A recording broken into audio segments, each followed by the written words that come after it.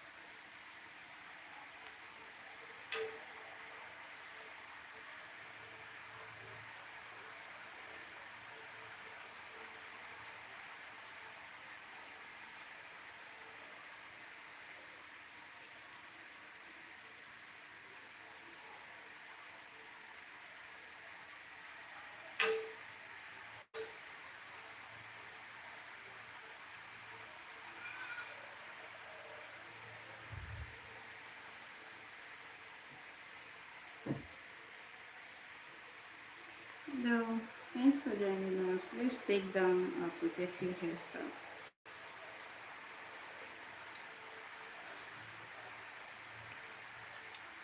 Good afternoon, good evening, good morning.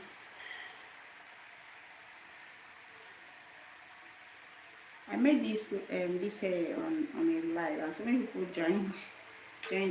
We made this hair. I think it's 3 weeks today, or yeah, I guess it's about 2 weeks. Should be 3 weeks today, and I was supposed to take it down last week Saturday, but I never had time to do that because of my school engagements and exams. So today we are taking it down so we can make another hair for school against Monday. I have something else I want to make in mind.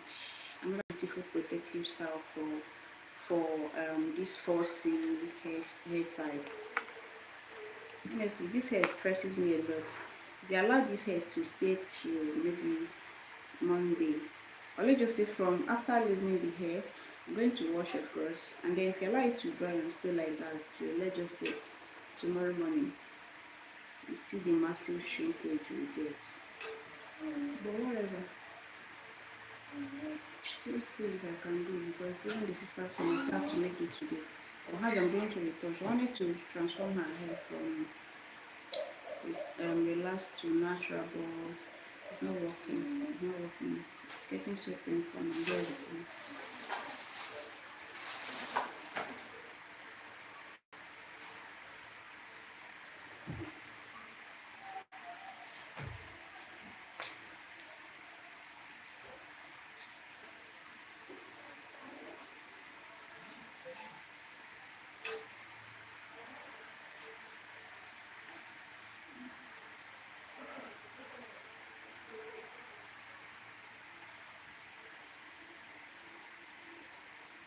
This is why I didn't want the kids to lose this hair, because when I was making this hair, hello Sally, how are you doing? Thanks for joining us. When I was making the hair, I remember that I tied the roots. It wasn't tight too, but then I need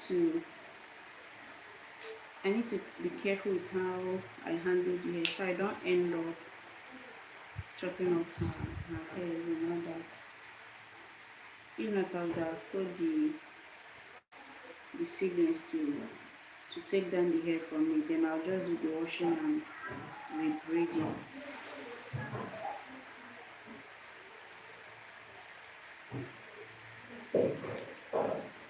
I have children that don't like using the salon. No matter how good it is, they don't like it. It's either they make their hair at home or they just get their hair cut.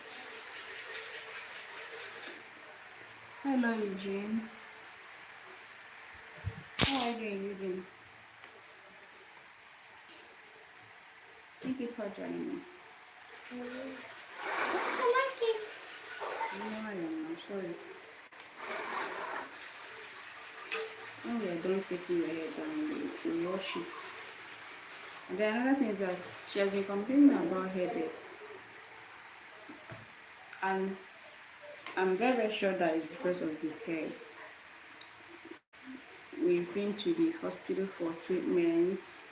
We got drugs. We did some tests, and her results came out. We got drugs and all that. So she was done with her drugs as at I think last week Thursday or thereabouts. So she was done with her drugs, and then all of a sudden she started complaining about headaches again. So I just said I must take the hair down today, because personally, if I tie my hair for a long time, kind of migraines I will have, it's always bearable. So I'm trying to fight so many things. Trying to fight migraine, pains and breakage. Hey guys, how is your day going? How is your morning or your evening going? Are you at home? Okay, tell me how your day is going in your life. Mona is still around. What's the thing? It should be around 10 a.m. in the US. So yeah, it's still morning, but over here it's almost evening.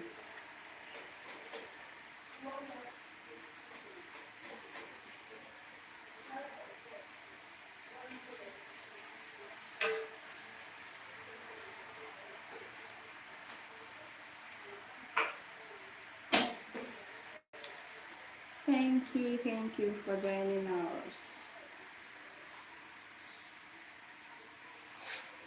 Past 4 p.m. and I've not had breakfast. Isn't that insane? Past 4 p.m. I've not had breakfast.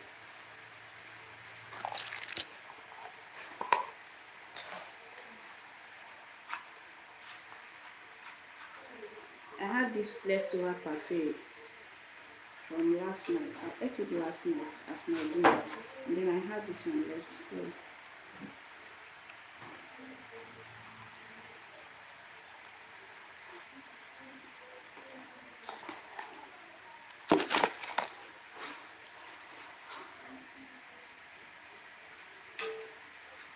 I'm just having it before any other meal for the day. Guys, I forgot to tell you guys, my results are out. My nursing results are out. I was in school yesterday to check my results, guys. I think on one of my live videos, someone was asking how I was coping with nursing school. Please don't put that in there. With nursing school, family, and all that.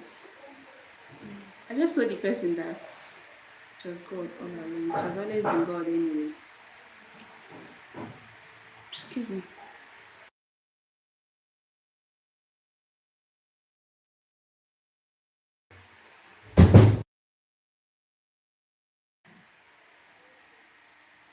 So, simply told that person that it has not been easy. See, as a student nurse,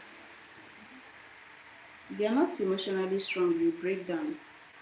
I know what I have suffered all these years. This is actually my final year, and then our results came out yesterday. Oh no. You guys should just thank God for me. My results were so beautiful. I made it. I remember most of the time when I come online, I'll be complaining. One particular course wanted to deal with me. You see this course, that course called research methodology, research and statistics. That course wanted to deal with me. You know when you are reading a course and then it's as if you are just playing around. That was what happened. But God did the thing for me. A day to the main exam day, like the day I wrote that research, I was just, skimming through my. Please don't put this thing down, man. Keep your legs well. I'm just skimming through my textbook, and then each time I get to a certain page, my mind will just, my instinct will just say, stop, read here. Don't just skim out, read here, read it thoroughly. And I'll do just that.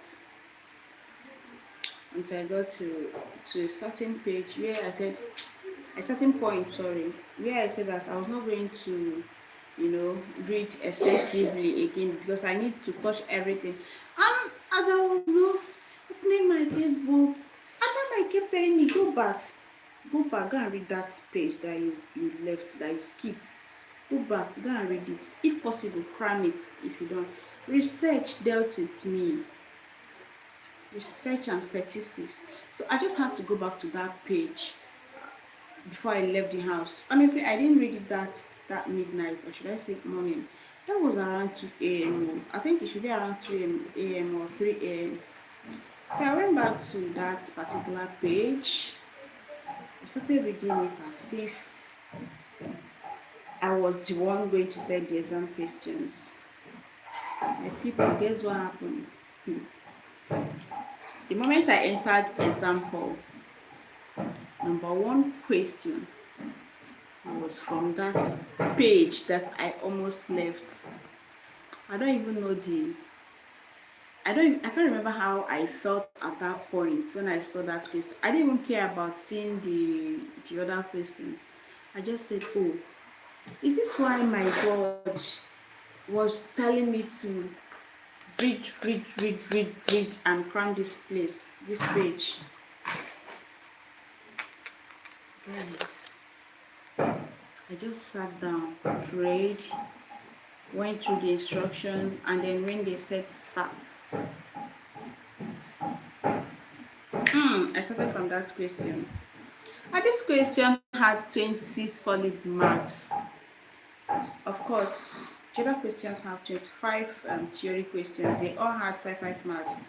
So I started answering the question. It was as if I was just downloading, like it was more like I was looking at the textbook while writing, because I didn't skip a word.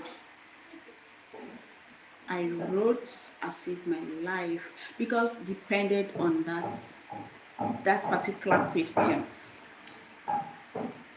You guys will not understand what it means to,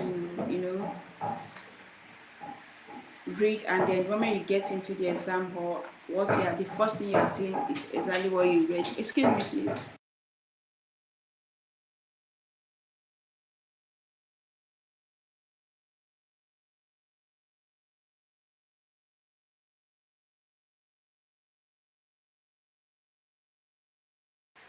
So you know what it means to read, and then the moment you get into the exam hall, the question just pops out as the first question you get. That was how I felt. I felt very, very happy. The reason why I felt different for this particular research exam was because each time I tried to read that course, okay, early January I was in the hospital until from the first week of January to the third week of January, I was in the hospital with my kids.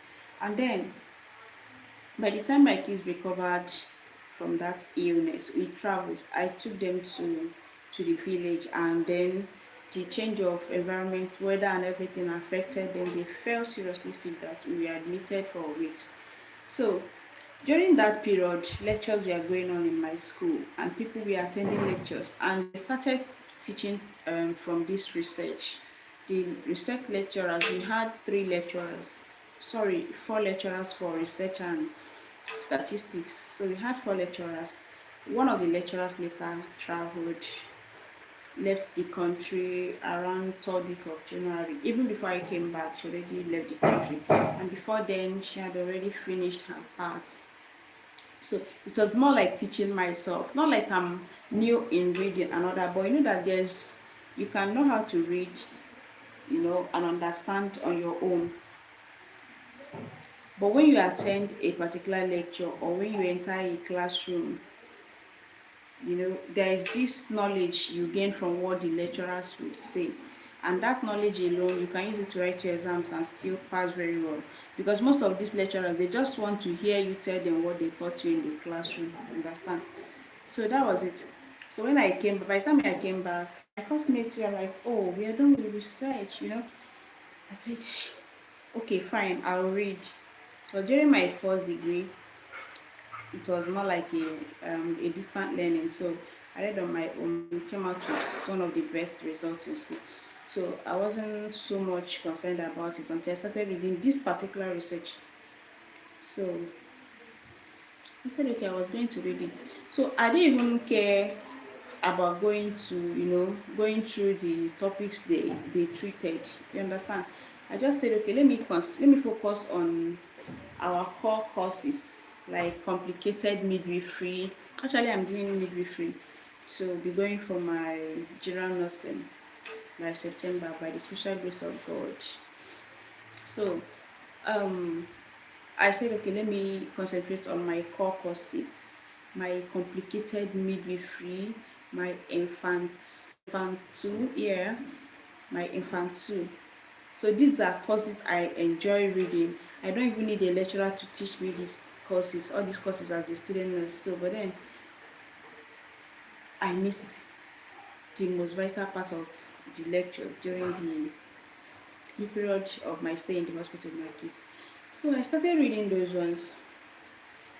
And this research, trust me, the textbook, the the manual was so small. It was like, I think either 100 page, I think 100 pages or thereabouts, or 97 pages. But it wasn't much, you get. So I said, okay, let me let it be. Let me concentrate on my core courses. I started reading my complicated midwifery. And while reading complicated midwifery, some people were like, you should leave this. Go to infants during the lectures.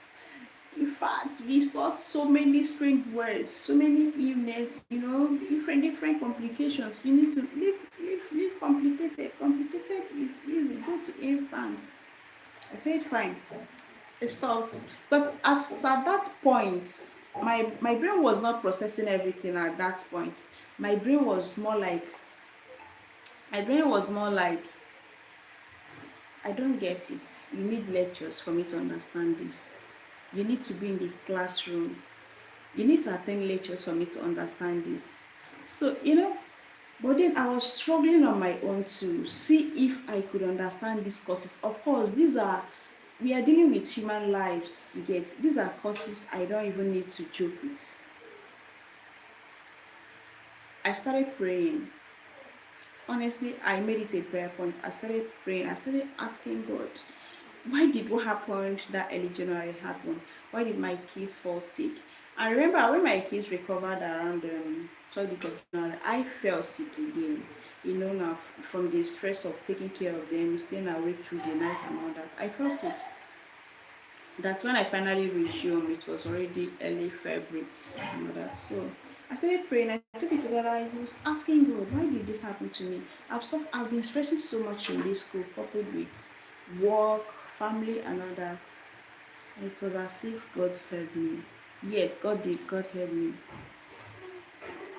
That day I was on this sofa. I was here in my sitting room. I was on this sofa.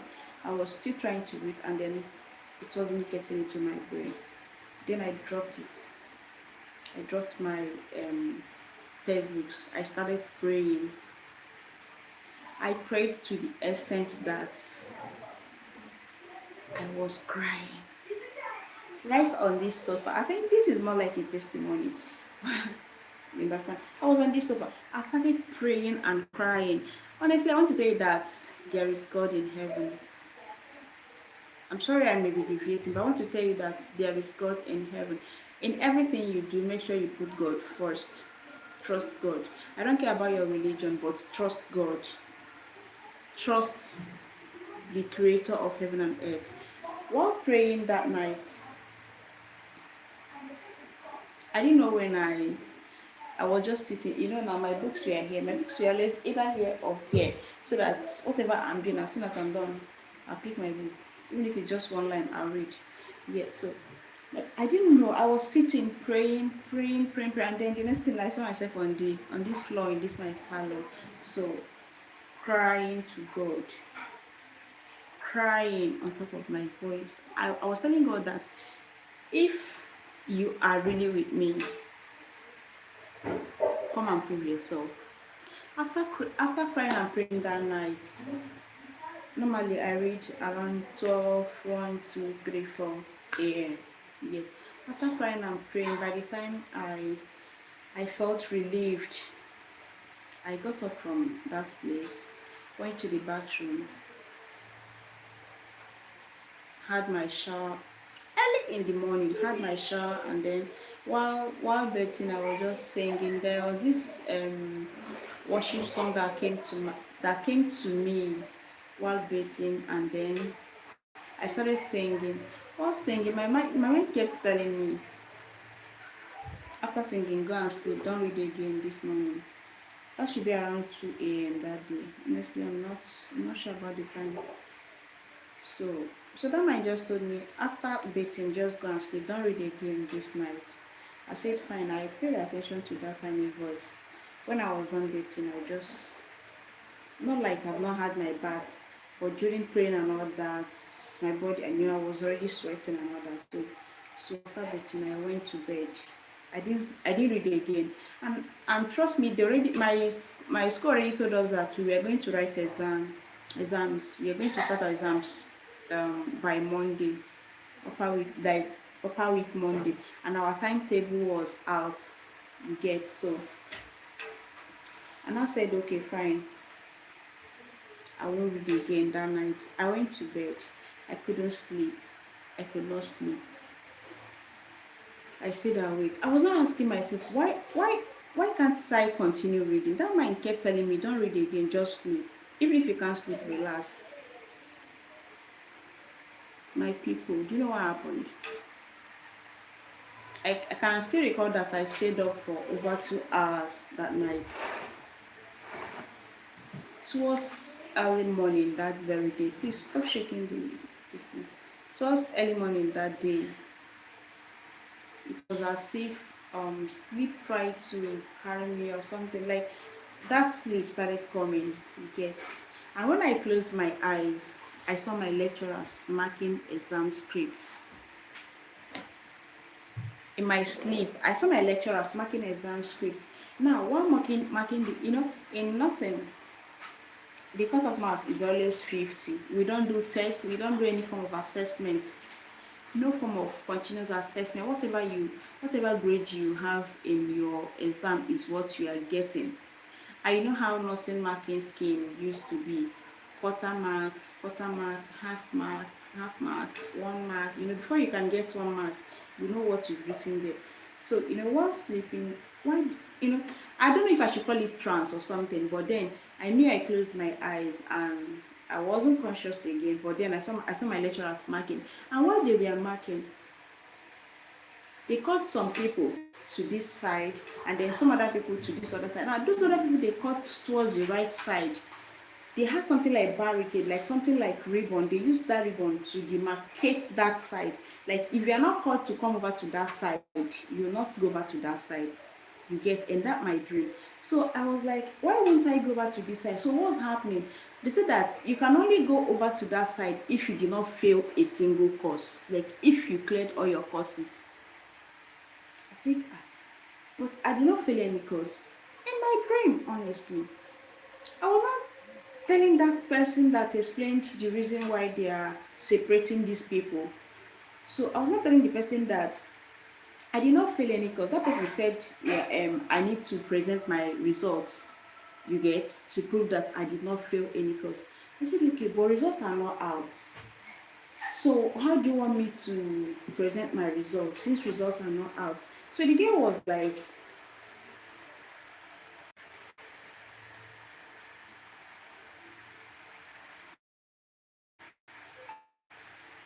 so we were busy presenting their results. And then in that dream, I could not present my result because I told them that results have not been released.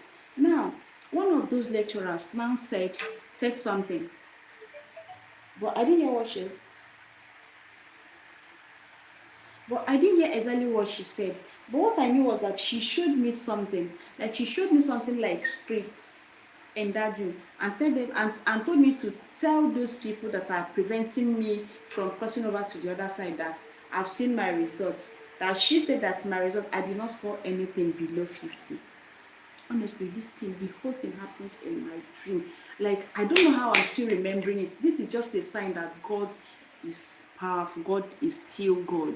God does not disappoint his own, honestly. So when the lecturer was telling me to like call their attention, she had something like a script, and then she was like, she didn't score anything below 50. Do you get? That was how I was allowed to cross over to that right hand side. Remember, other people were at the left hand, and then there was a barricade. That was how I was allowed to cross over to this other side in that dream. And then when I looked at that script, I only saw 50 something. Do you understand? Like there was no receipt, no failure or something in that receipt, in that script the lecturer was holding in that dream. So when I crossed over to that side, the other people at this other left hand side, they were still struggling to clear their names from the list. That was how I woke up.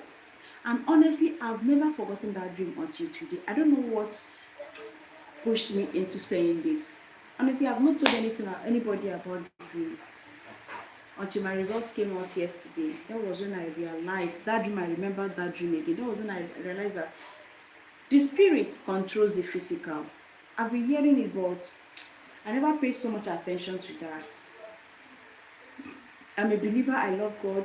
I worship God. I trust God in everything I do. But I want to tell you that the spirit controls the physical. You must be spiritually alert. You must be spiritually strong. So I was not asking myself, what if I had turned my back, or I didn't say anything, I didn't argue? Do you understand? What if God had not perfected this whole thing even before I saw it in my dream? Remember that day, this dream came after I prayed all through the night. Remember, I was reading and I was not understanding anything. I think it was either infant that I was reading or complicated ministry. I can't remember. I was reading, but I was not understanding any single thing until I started praying and crying, asking God questions. Okay, so after that dream, sorry my love. So after that dream, I woke up. It was as if someone tapped me. You understand? I woke up. Remember, I couldn't get a proper sleep. I went back. I came back to this seat. I was on this seat that very day. I can't remember the dates. I came back and started reading. It was almost 6 a.m. I came back and started reading again. Even though my spirit already told me to stop reading, I felt that that dream was the main reason why my spirit told me not to read again. That if I thought I tried to read again, I wouldn't even understand anything. So I came back to this place and started reading again. Like it was as if I've read this course more than 10 times. Like each line I read sticks. Each line I read sticks. Each line, I was like, is this how God works? This is not my very first encounter with God. This is not my very first encounter with the Holy Spirit, but I want to tell you that God is real. God has shown himself to me over and over again. I remember when I got admission, when I was doing PTS, and you know that PTS is fail and fail. At the moment you fail your PTS, you pack your bag and leave the school. Then my son was around, my son was still very small, very tender. So you can imagine that. So this thing that happened really showed me that God does not forsake his own. God does not forsake his own. No matter what you are going through, there's always a stamp somewhere that a time will come when this thing will be over. You just need to remind God about his promises. If you can pray, pray. If you can't pray, sing worship songs. Sing praises. Speak. If you can't, just speak. Tell God, this is not your promise. So me, I know that you promise people that you cannot say a word and that word will return back without you fulfilling what you said. Do you understand? If you can quote the Bible verses, remind God of his promises in your life. Pray, cry. If you don't know what to pray, just sing. God will answer you. I said I missed so many lectures. But starting from that very day, after that prayers and that midnight prayers and that encounter I had that day, I never struggled with any course again, even though I did not attend lectures. So yesterday, when 2 days ago, we were told to be in school yesterday that our results would be released. I was so skeptical, but then I was still confident. My classmates were like, Mama, this one you're looking so. Like, I went to school to get my results on full makeup. Like, not like it was heavy, but on makeup. I was looking so glammed up. And then my classmates were like, Mama, this one you came to check results on makeup. You came to check results on makeup. I said, because normally they don't know me as someone that wears makeup. I said yes. They were like, your confidence is how you. I said this is not my confidence. I believe that God has perfected everything even before this very day. My friend was like, amen, no, amen, no, amen. This girl, we sit together in exams. She used to be my close exam seatmate. So she was like, and she understands my struggle. They knew what I suffered that January. So she was like, oh, if your faith is this strong, then who am I? I told her, be strong. We are going to come out, our results will come out clean. We waited from morning till evening. Our lecturers had this, I think they had a kind of seminar. Yeah, they had seminar and orientation that day. Seminar on simulators and other things that day. So when it was time for the result announcement, my heart started. I had this confidence that I was going to clear, because God has shown me so many signs to believe this, honestly. So when it was time for results, my I started having this serious heart palpitations. Like my heart was beating, like you could hear the sound. And then I was like, why am I feeling this way? Is it the devil trying to play with my emotions? I said, no, it's not going to work. It's not going to work. I had my water bottle, it's always with me. I was just sipping my water, trying to calm my nerves, because my body was literally shaking. So when they called number one, she went, checked her result, she cleared, no problem. I said, oh fine. These small children can clear, because I can't clear as well. So they called until it got to my number. I stood up and I was shaking. Just say, God, you can't bring me this far to disgrace me. You cannot. You already promised me this. You've shown me so many signs to believe. Ordinarily, I don't used to go to school on the day they release results, Because my school, all of you be in a very big classroom or in a hall. Everybody will just sit. They will, like, the lecturers will sit. They don't paste results for us. They will sit, and then if they call your name, if they call your exam number, you stand up, you walk to the table or to the podium, wherever they are making the announcement. You stand, they call this course Research and Statistics 50, Complicated Midwifery 60, Infant 1 70, Principles of Management 50. Do you understand? This is how they announce you. Like everybody, even people from other departments, even your junior colleagues, all of them will hang around the window. They'll just be listening to what they are, the result they are announcing. Like there's no secret. So because of that, I don't always have that confidence. I always go a day or 2 days after they release the result. I'll just go to the principal's office to get my result. But that day, my spirit just said go. So I went there. So when it was my time, I stood up and I was still feeling somehow sharp. My people, when I got there, I sat down. I just prayed a silent prayer. They asked, they told me to reconfirm my number. I did. My exam number. I did. They started calling. They started calling. They started calling. From the very first course, second course, third course, fourth, fifth, sixth, seventh, eighth. My OSCE, which is the last one, the 8th course. We did 8 courses that semester. My people, I cleared all my results. I had an excellent result. I could not shout. The only thing I said was, Roy did it. I'm an NSPPDM. I just shouted. I just said, Roy did it. My classmates were like, what? They were clapping. I said I was not in school.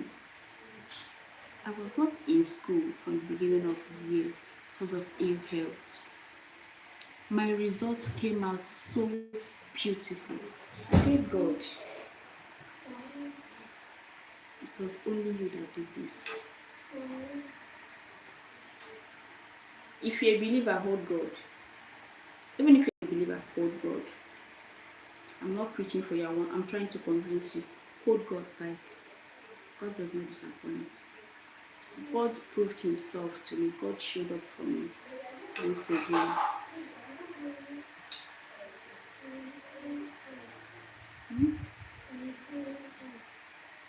God showed himself again for me. And honestly, I'm so grateful to God. So, no more next semesters for me. From Monday, we are going back. We are resuming fully. Because our school calendar is very tight. It's so tight that we have barely 1 month to write another exam. We have barely 1 month. According to my school itinerary, you're supposed to go for clinical posting, community clinical posting again.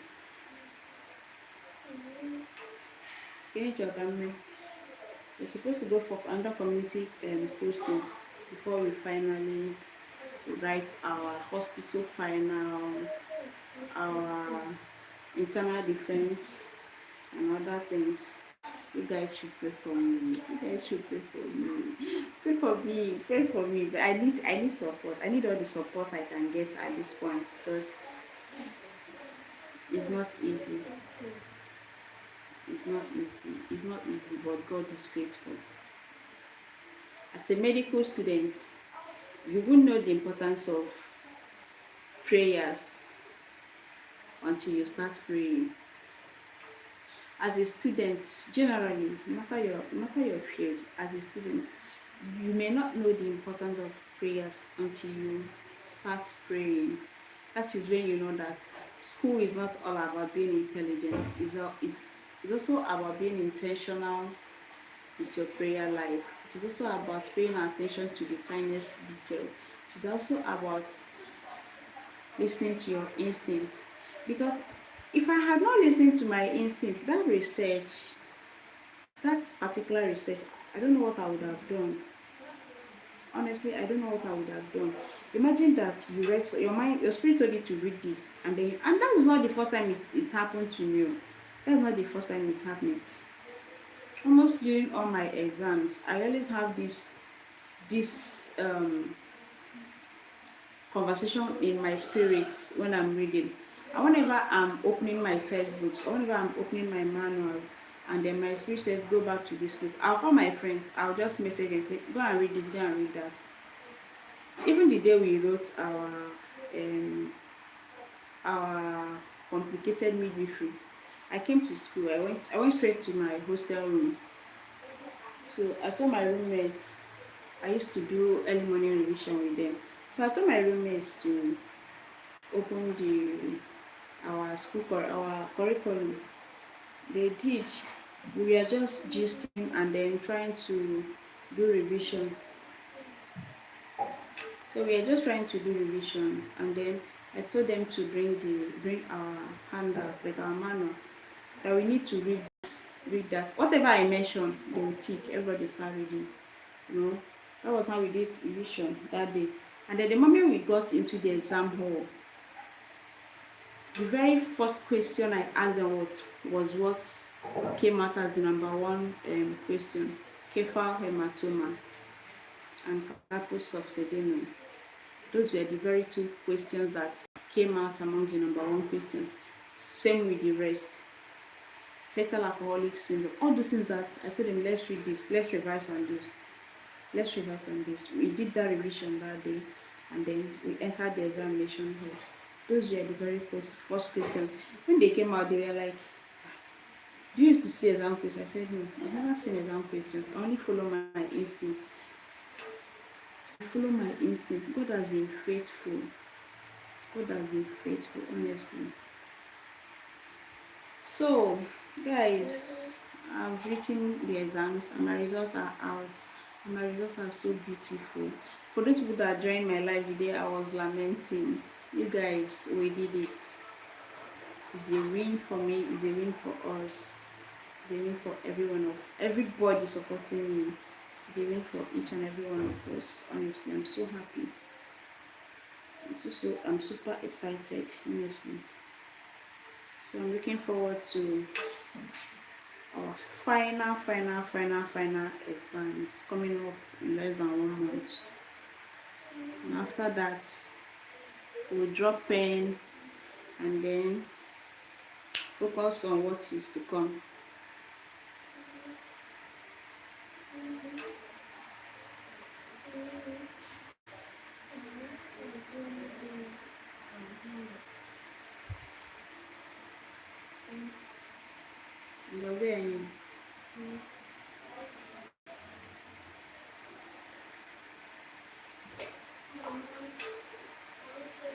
So if you're a mom or a dad that is schooling, you're schooling and you're still juggling between school, work, family pressure and all that, kindly tell me how you are coping, because it's not easy. Tell me how you've been coping. It's not easy.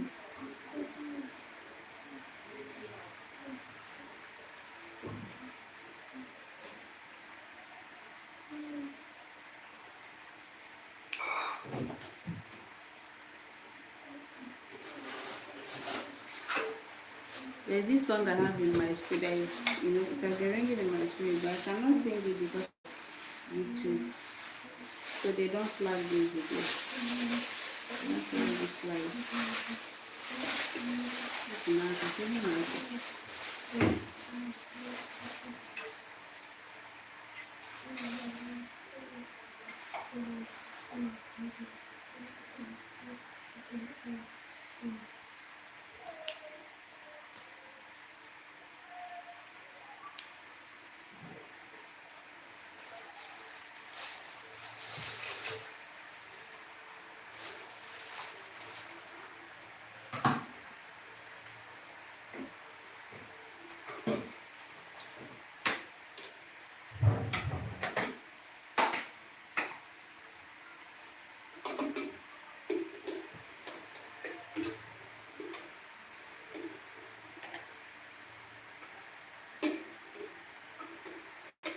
Oh, finally, let's undo the last three.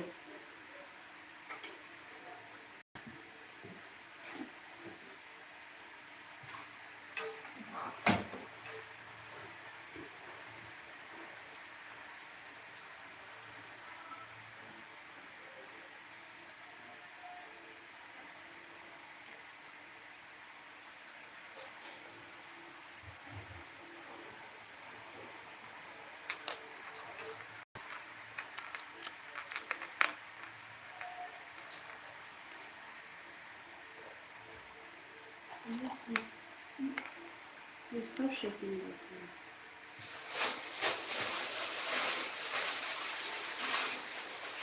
Guys, let's have a conversation. Tell me how you're doing today. Please skip that thing. So don't break it. It's breaking your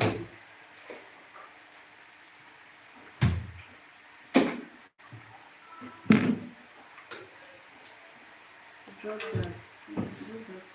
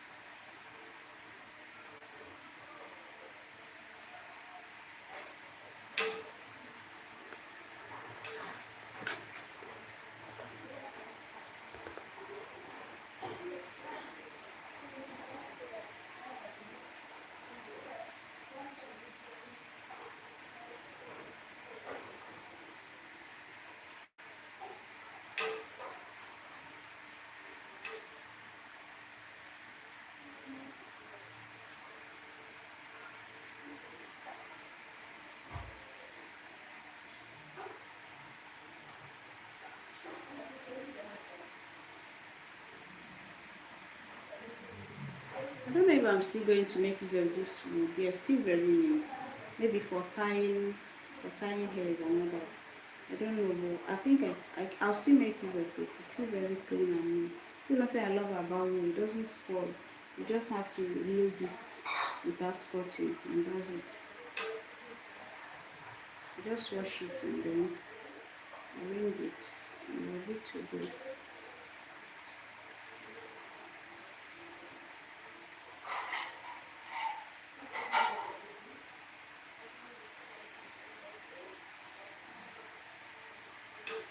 I want to post it after this hair. Or maybe when I'm done with this hair today. I don't know if I should talk about it to arouse interest and all that. So I think that video was actually okay. I made 3 videos, but I've not posted them more. Oh. Guys, you guys should check my channel. I have interesting videos posted on that channel. And those videos were actually from my real life experiences. Understand? And then from so many things I've encountered. You know, as a student nurse, you go to different clinical area, you go to different facilities for your clinicals. So, and you get to see so many things happening around the vicinity.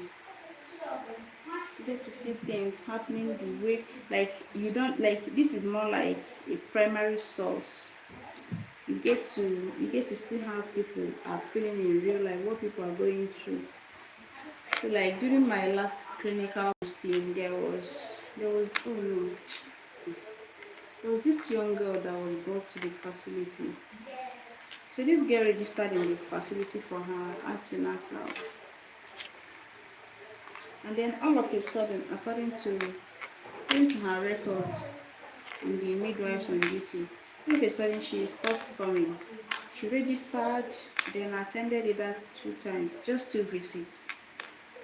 She stopped coming. And then when the midwife followed, or one of the midwives followed up, they realized that her mother-in-law told her to stop going to the hospital, that she should not have her baby in the hospital. You know, the mother-in-law tried to convince her. The woman gave her so many reasons not to have her baby in the hospital. So they went to all these traditional birth attendants. So this girl should be in her early 20s, either 21 or so. So they went to a traditional birth attendant. The mom-in-law took her to a traditional birth attendant. And then she started taking herbs. This girl was pregnant with twins. So she started taking herbs instead of her routine drugs, her normal hospital drugs and micronutrients. So she started taking herbs instead of drugs. So according to what she said that they told her that those herbs will help her baby not to grow too fat. Not to grow too fat, that it will help her to push out the baby when it's time for delivery without stress. You understand? Not knowing that she was pregnant with 2 babies.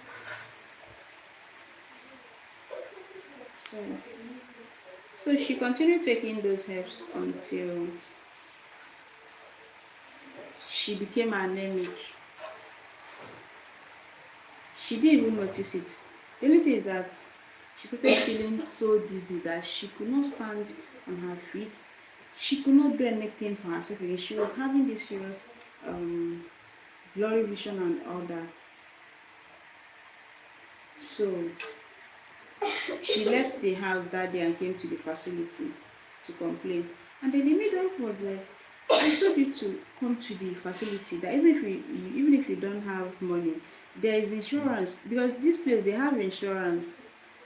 They have this different insurance packages that covers pregnant women, nursing mothers. I said, you're done with your hair. Just to wash it. You're done with this hair. Look at the shrinkage. This hair is stressing me. It's stressing me. So you need to rest. Should I comb it? No. You need to rest. No, I'll wash it later. Please don't put this in now. Let me eat first. After eating, I'll continue. So this girl was. So the midwife was like,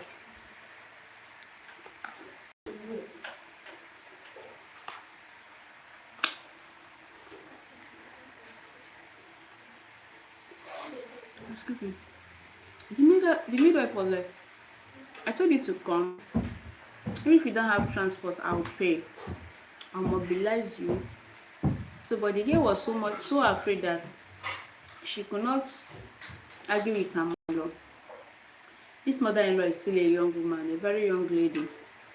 So she said that she had her son at the traditional birth attendant's house, and because of that, the daughter-in-law, the girl was not even married to the man, to the young boy. They were almost age mates, I think 21, 22. So that she should not go back to the facility for her antenatal and all that. So because of the anemia and all that, the signs she was having, she came behind the woman. She was not aware that she came. So after her assessment and then test that day, the midwife helped her to register for insurance. So because she knew that if she did register her for insurance, she may not come back. So she registered her for insurance. At least she won't be paying for any drugs, for any drug or any treatment she may be getting from the facility. So after the registration, she stayed for a while. She had some drugs that were administered to her and injections too. So when she regained strength, she had malaria too. So when she regained strength, she went back home with insurance paper. You know that when this girl left, she never come back. She didn't come back to the hospital until the day she was rushed into this facility with severe bleeding. When I say bleeding, lacerations, blood pressure was so high, and she had eclampsia as well. One small girl. She was a primate. It was her first pregnancy. She was lucky that those two babies came out alive, but her cervix was almost outside her region. Her cervix were torn, or should I say damaged. This girl was rushed back to the facility after her delivery at the traditional birth attendants facility. She was unconscious, so they began treatment. Her father is there already, so they know her. She's a known person. They know her because she has been coming and she has been back and forth. She has never been consistent, all because of the mother-in-law. So they took her in, got her admitted, and then commenced treatment. She was taken to the theater. Her cervix, all the laceration was cleaned up and then sutured. This girl was in pain. She was in severe pain. And by the time she woke up, she was actually under anesthesia because she was okay. Before they started the suturing and all that, she had already regained consciousness. They controlled the bleeding. They made sure the bleeding stopped and all that before they started the suturing. So this girl was in pain. The kind of ignorance that would have taken her life. But I feel she was just lucky. She was allowed to live, so she don't make such silly mistake again. Please be alive. So when they were discharged, they left after a week or so, or 2 weeks.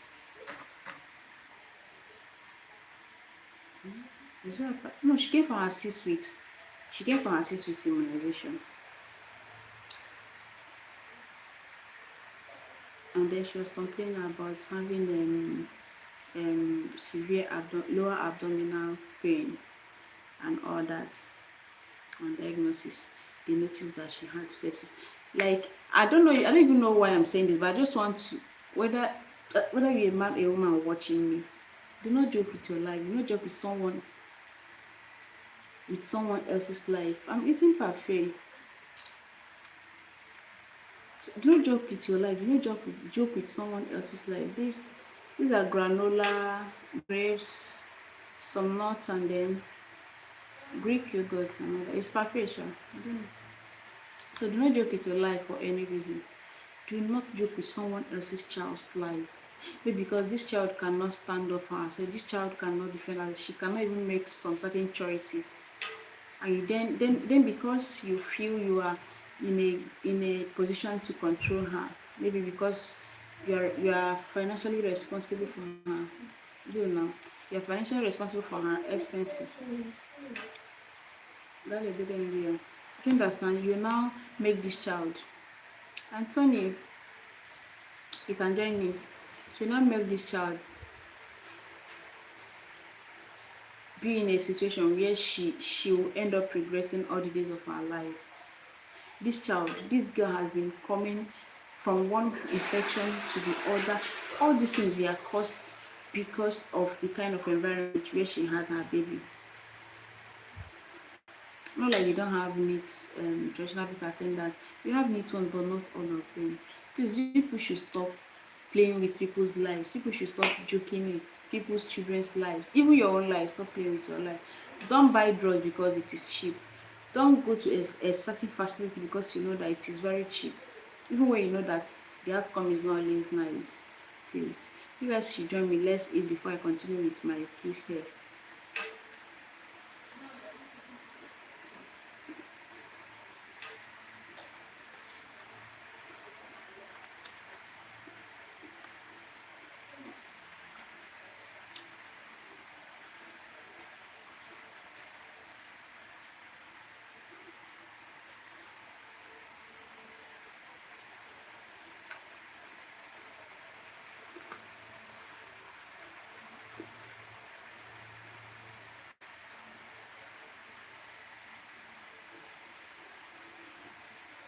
Remember, I have some messages. Hello, thanks for joining us.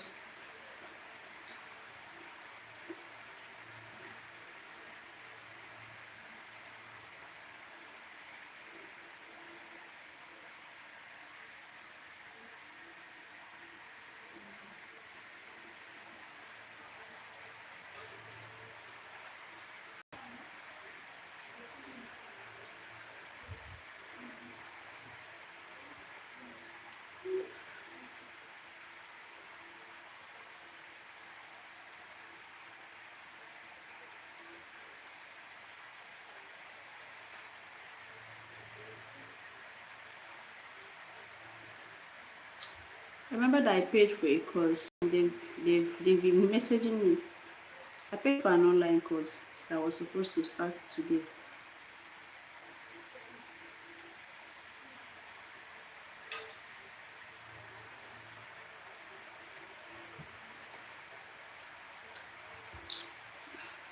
It's not easy. I have so many things on my table. It's not easy at all.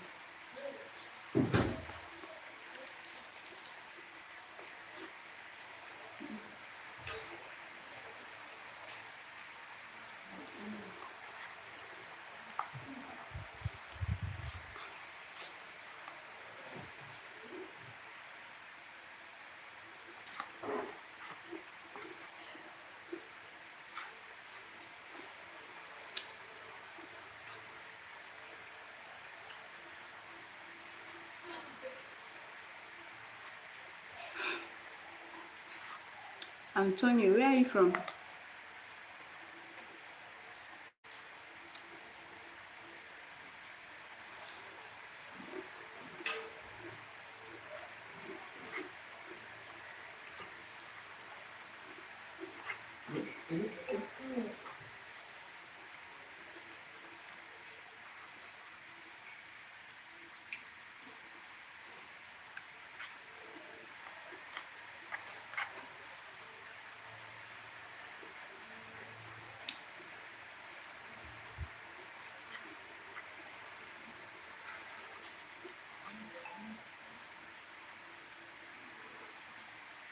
Still messaging me. Still have like an hour before the course goes live. I don't know why they are. I think it's because of orientation.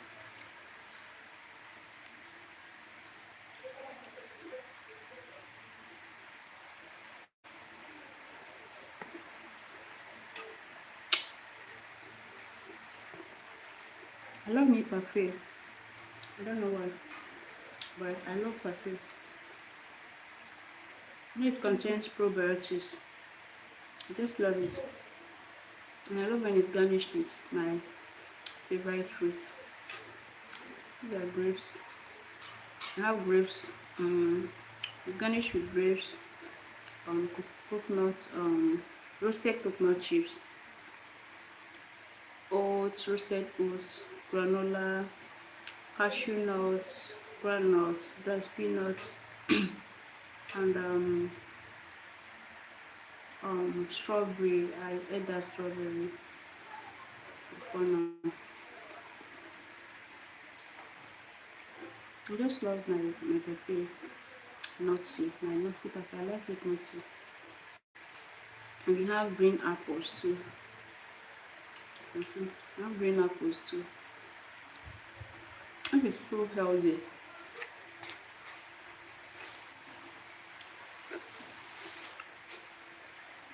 Mm. Okay.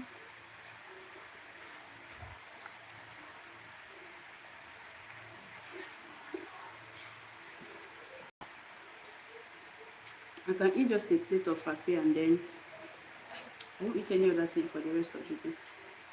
I don't know how I do it, but I can just eat it and then I'm full for the rest of the day.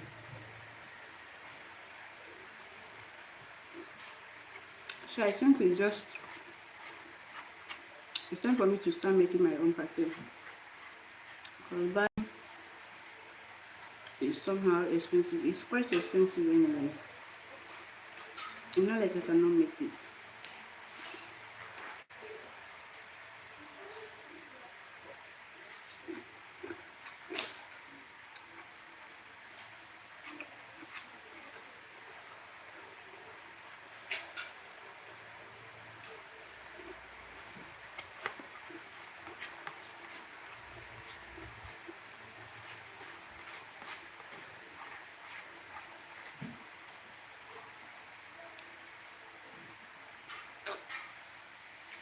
Mm.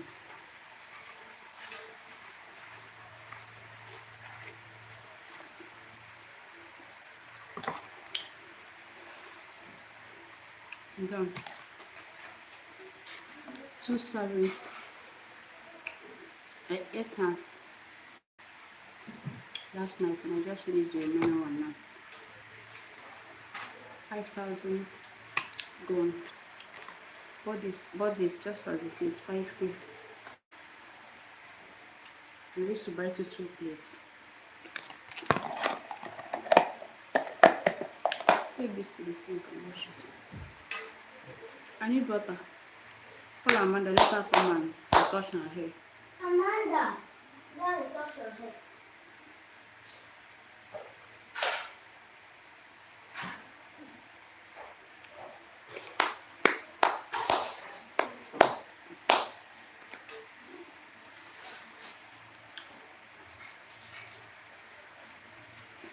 Thank you.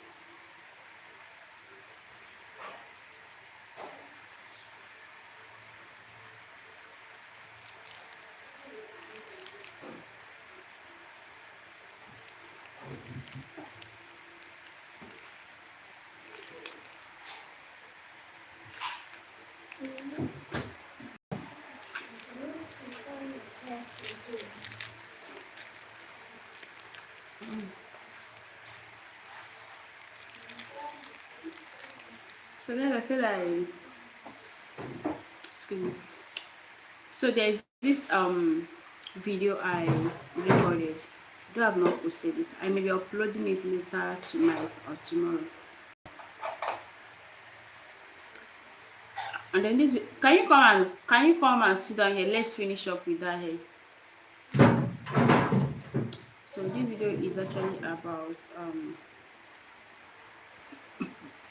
excuse me, things you should know before you go into a relationship. You can check out my channel. I have so many other videos there. Are you talking to me? No, I have so many other videos there. Though most of them are under shorts, like my short videos. I have full videos actually on my channel, but they are just very few. So the video is about things. Maybe I should have used something like things I wish I knew before getting into any relationship. But whatever, it's not just about me, it's about everybody. Either you're a man or you're a woman. There are so many things you need to know before you get into any relationship, be it sexual relationship, platonic relationship, open relationship, no matter the type of relationship you want to get yourself involved in. Ensure you know these things. For instance, if you are going into a relationship with a man as a woman, now I want to talk about woman first. There are certain things you should consider. There are certain things you should pay attention to. You get, like for instance, we have communication. Communication is so important. Excuse me, just a moment.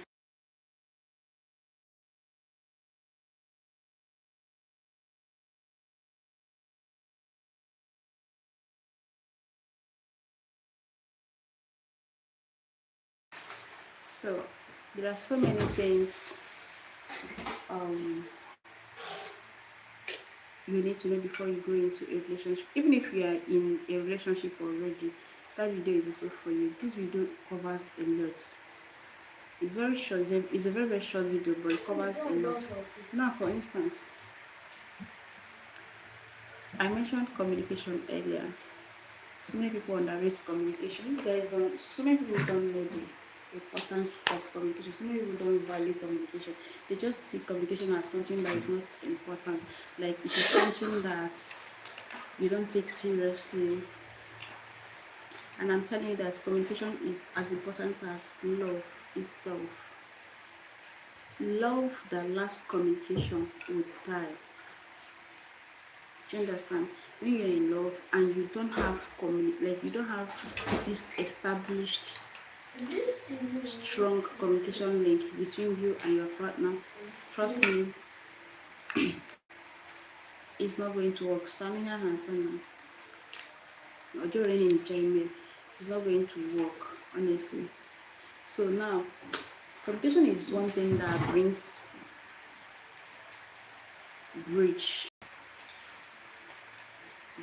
to relationships. It brings misunderstanding to relationships. It brings mistrust to relationships. It brings disagreements in relationships. It brings so many negative things which are not even supposed to be there in the first place into a relationship. Now, how do you stop all this? You stop by knowing the importance of communication. You stop all these things from happening, or you control these things by knowing the importance of communication. Because see, listen, there's something we used to hear those days, that like during the time of our mothers, our fathers, that a man has the right to do whatever he wants to do. like as a man, especially in Africa, like a man has the right to do anything he wants to do and go scot free. And then our mothers believed that whatever a man does is his right. And then coming to this century, we realized that women have been marginalized to the extent that they no longer have their voice. They lost their voice because they believe that it's a man's world. If God wanted this life to be for men alone, He wouldn't have created Adam and Eve. He wouldn't have even created women at all at all. You get. So our mothers suffered a lot, but I just thank God that we are in a world where so many men have come to realize that what their fathers did to their parents, to their mothers, they are actually very wrong. How their fathers treated their mother. I mean, this is not, I'm not trying to generalize. This is something that is just obtainable in so many African homes, even beyond the shores of Africa, not just in Africa. So men believe that they don't owe their wives explanations, they don't owe their girlfriends explanations, they don't owe, it's just, they're just there. And then things are falling apart. Still, they don't see anything wrong in what they're doing. Excuse me. So, now you said that communication can bring mistrust. What I mean is that now let's say for instance we are dating, right? Yeah, and then my phone rings. You were there. You don't even know who called you. Maybe that number was not saved. It was not stored in my phone, right? Okay, you saw that number. You're not familiar with that number either. Of course, as someone in a relationship with, to some extent you may know my siblings. Hello David, how are you doing, David? Thank you so much for joining. So as someone, maybe you know my siblings, you know my friends, as someone I'm dating, right? Now my phone rings and then you saw that phone either beep or ring, whichever one. You didn't ask me about it, and maybe I didn't even pay the call. I didn't know it rang. You get, by the time I came out, the call had ended. And then when I pick up my phone, let me have that thing. When I pick up my phone, let's refresh my child's hair while we deliberate on this topic. I'm using this relaxer. Sorry, this is not a paid ad. I'm using this relaxer to touch. You know, forever. So, you know, I'm going to miss it. Stand up from there. So, you as the guy, you were there when the phone rang, right? Okay, fine. David, how are you doing? So, you know, you didn't tell me that someone called, you get, and then I came out casually. I was still gisting you, you know, I was still being lovey-dovey, and then your countenance changed immediately. You stopped being so free with me, you stopped communicating, you stopped responding to my questions or my conversations. You stopped being positive actually. So, and then I didn't even know that someone called me, and then maybe when I later picked up when I noticed that the energy is no longer there, the negative vibe was much, I just said, okay, fine, let me let you be. Maybe you're going through something, right? I've also breached that communication from my end because I was supposed to ask you what's the problem, and then you were also supposed to ask me who was the person that called without assuming things. You get, and then you did not ask who the person that called was, but you jumped into conclusion that maybe it was another man that called me. You understand that it was another man that called me without asking questions, and then I also jumped into conclusion that, oh, you're just giving attitude, maybe as usual, you just let it be. You feel me? Fine. This is where the problem starts from. After that day, we started acting normal again.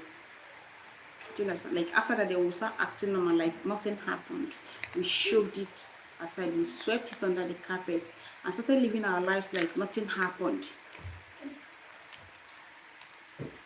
Then I'm going to use another instance now. Maybe tomorrow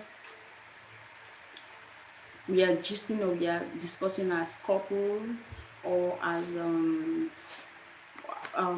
yeah, let me just say as a couple, and then you go on to say that um uh, let's just say for instance that she don't like the kind of friends I'm moving with, right? Okay, now maybe my friend, you saw this my friend somewhere, a place where you know that naturally you won't even see me in such place, and then you saw this my friend there, then you didn't tell me about it, and honestly I didn't know about it either.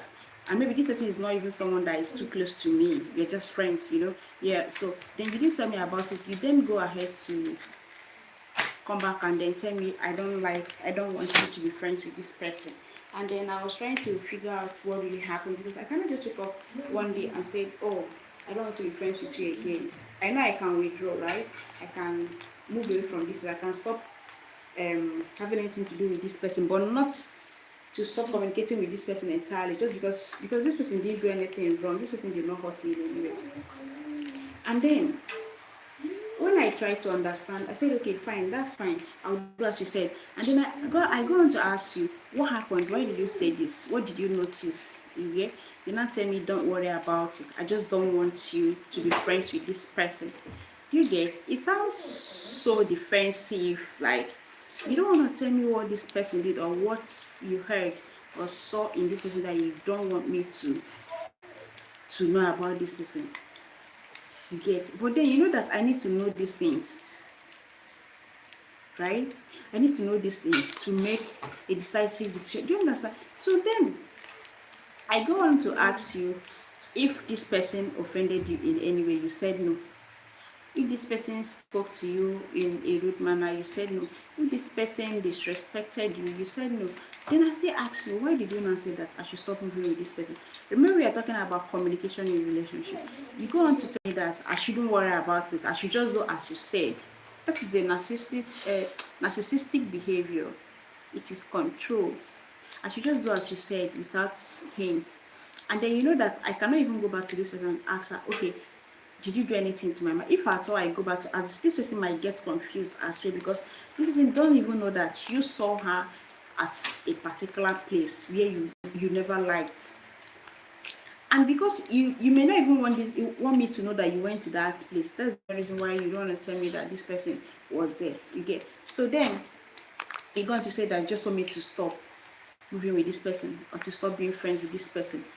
You get this going. This is all these are what I mean by communication. Then you refuse to tell me. You so want me to become a magician. You get? Of course, I may likely withdraw from this person, but so I may likely withdraw from this person, but the reason why I'm withdrawing is something I deserve to know. You understand? It's something I deserve to know. So that if anything is happening tomorrow, you won't say that, oh, I want you get. Do you understand? Be open, be transparent in your relationship. Be transparent. I know it's not always easy. When I mean being transparent, I don't mean you should carry everything that, in fact, all your problem, or you should have this secret that you take to your grave. I must tell you this. You should have this secret, because if you open up to the extent, maybe you just met someone today and you're already telling them, when I was so age, this happened, that happened, just for them to pity you. They will not pity you. They will rather capitalize on your weakness, use it and then use it against you. They use it and break you. You get? They will capitalize on that and deal with you. You get? Don't tell people about what happened to you, like when you were in your vulnerable moments, and you then go into relationship and then you want to gain pity with those things. No, they'll use those things against you. No matter how much they love you, I'm telling you, not everybody is ready to hear about your past. The communication in a relationship, I mean, is the communication where you have to be accountable to each other. Your partner should know everything about you, at least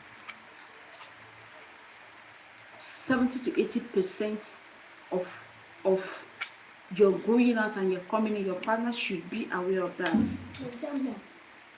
Do you understand? The communication I mean is communication in the sense that when your partner does things that doesn't align with your belief system, you call them to order, hey babe, please, I'm not comfortable with this, I don't like this, why did you do this? And then your partner will go on to explain. Then if this partner doesn't explain, this person is trying to avoid accountability, this person doesn't want to be accountable, and all this can lead to breakup. You get, I need nylon to cover my mouth. Do you understand? This check, you can bring hand glove. Check my this thing. Check my bag, get hand glove. You understand? So now this person refused to let you know what you did to them, and you see that you are in a relationship with this person, and the communication barrier, is there. It's not going to work. It's not going to work on your communication if you are intending going into any relationship with any man or any woman. If you are planning, you get.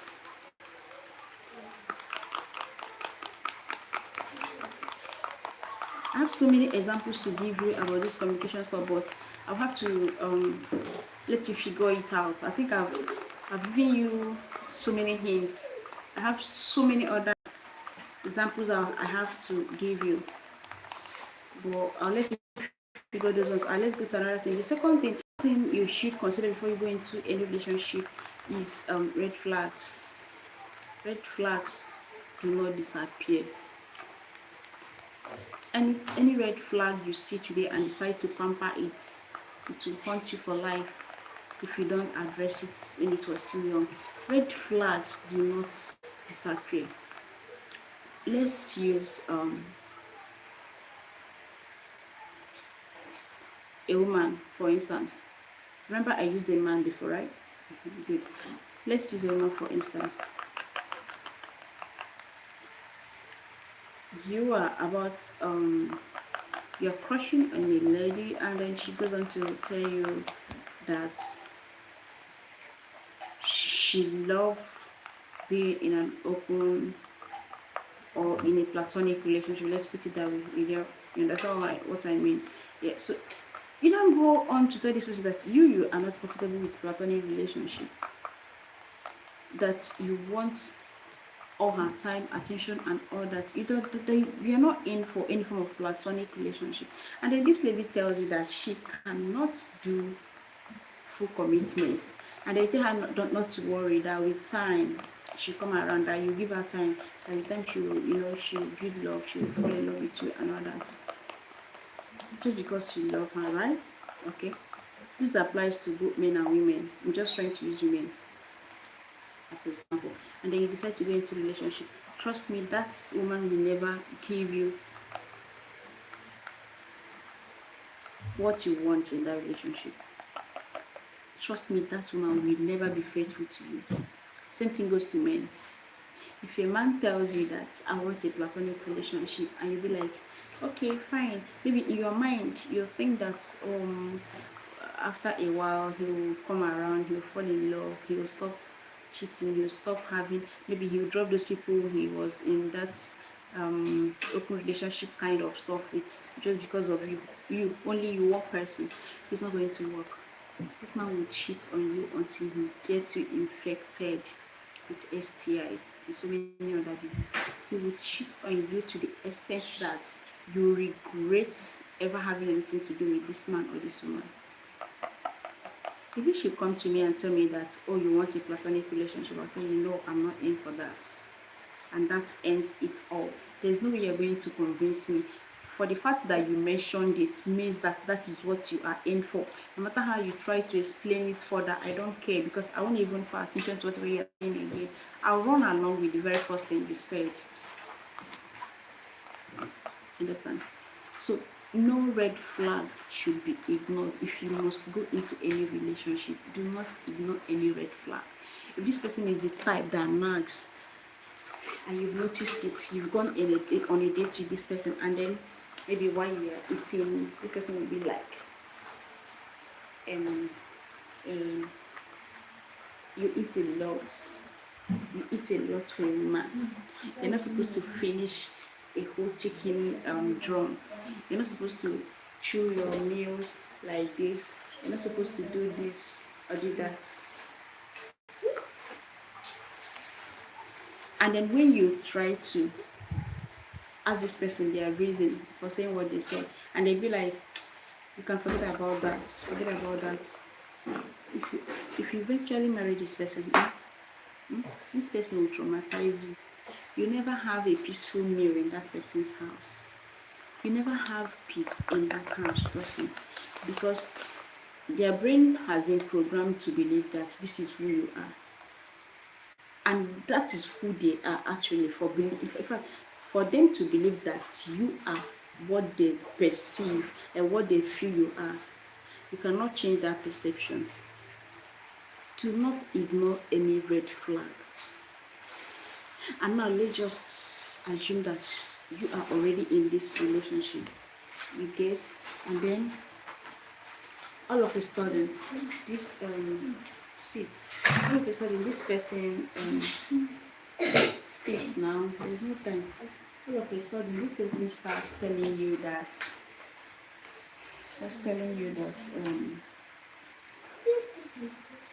He is no longer interested, and then you are crying. You are looking for pity. You're looking for pity. You want this person to understand how much you care about them and all that. And because of that, you stay back. Yeah? If you end up marrying that person will deal with you. If you are dating and this person eventually cheats on you, trust me, that person is not going to stop cheating. That person will cheat until his last breath. He's not going to stop. You need to use this camera. Excuse me. Okay, take it better.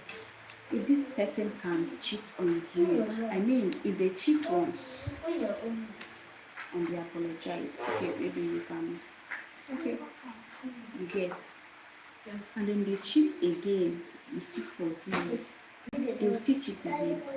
If they cheat that time, you will forgive them, they will still cheat on you again. And then by the time you end up getting married to this person, trust me, they will never stop cheating. They will never, nothing on earth will ever stop them from sleeping around. And you know the gravity of that, right? You know the repercussion of infidelity, right?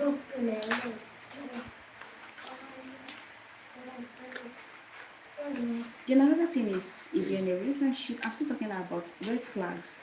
I'm still giving examples of red flags you should look at for.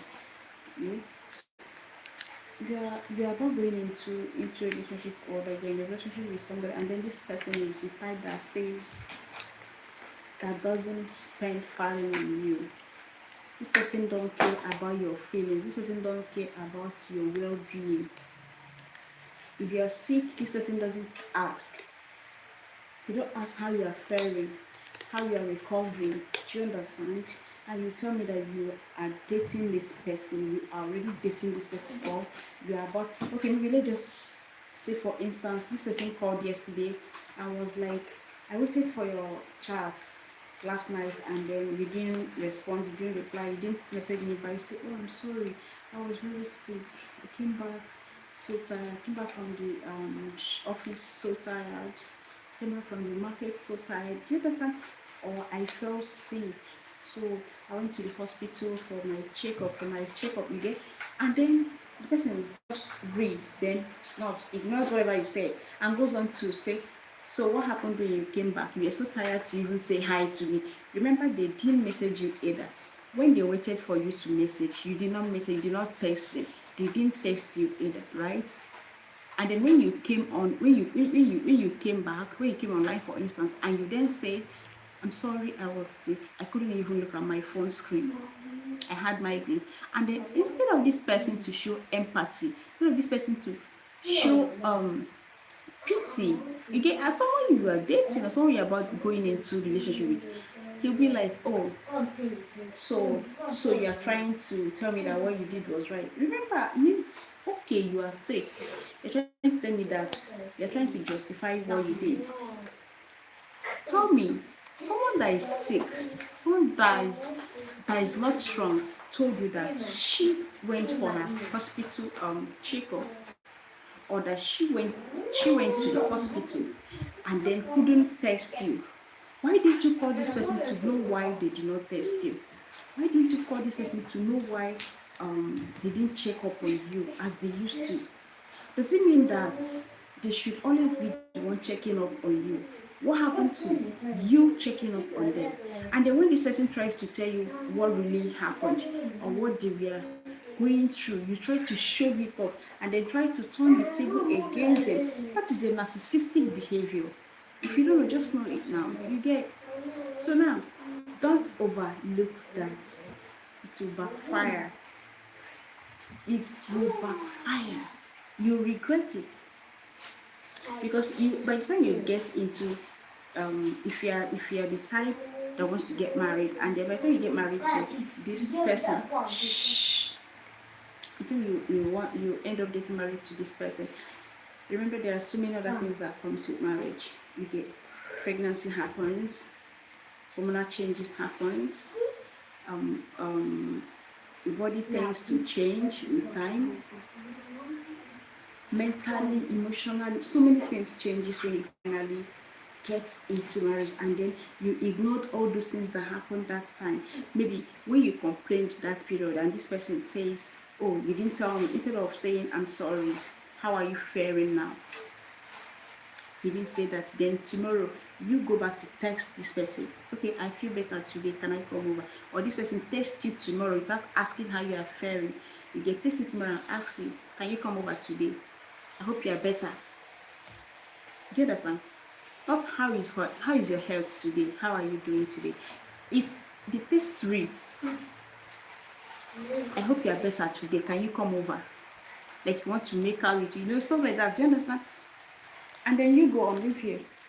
And then you go on to show how strong you are, how much in love you are, and then you carry your ill health to this person. And then when you get there, they are going to have their way. And then when they have their way, they'll be like, oh babe, I can't do without you.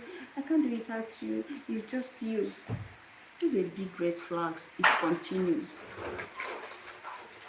Do not overlook any red flag in any relationship.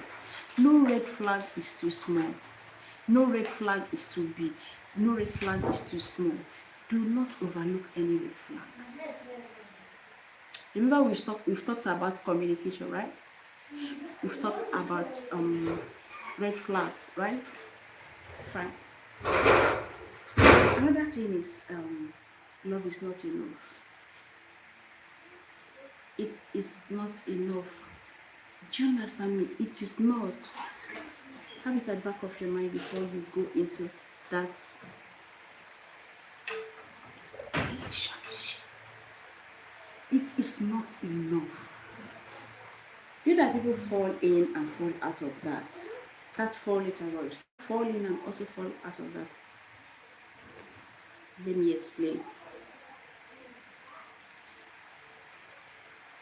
When we are growing up as children, there's this feeling we used to have when I'm gonna lose this thing.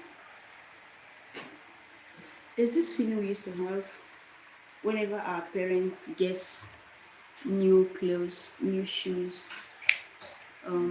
new earrings, new panties, so many, like whenever your parent gets any new stuff for you, there's this feeling that you used to have, like you'd want to wear this thing to everywhere.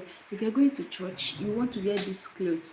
If you're going to school, you want to even leave your school uniform to wear this particular new brand new clothes, just because you want to show your friends that, oh, you have a new stuff. You get?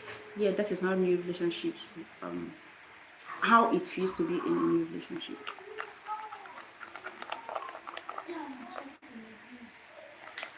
Happy actually. You get? That's how it feels to be in a new. Excuse me, 1 minute, please.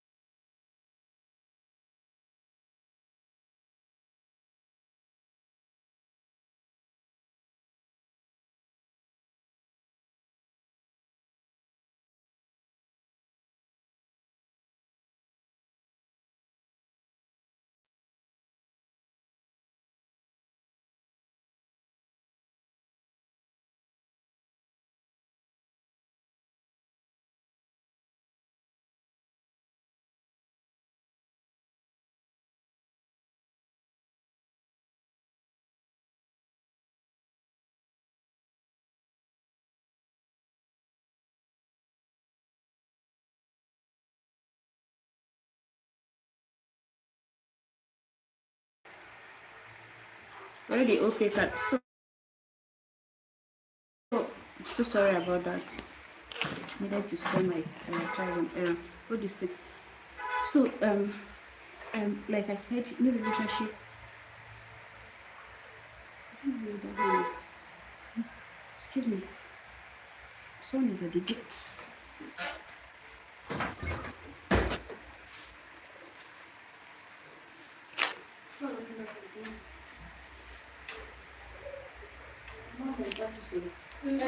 Open the small gate.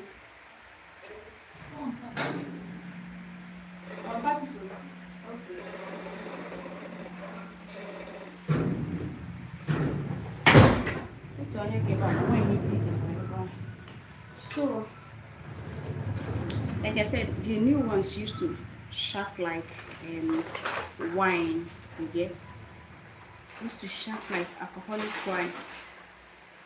So, and then when you are not mentally alert, you make those mistakes that you end up regretting later in your life.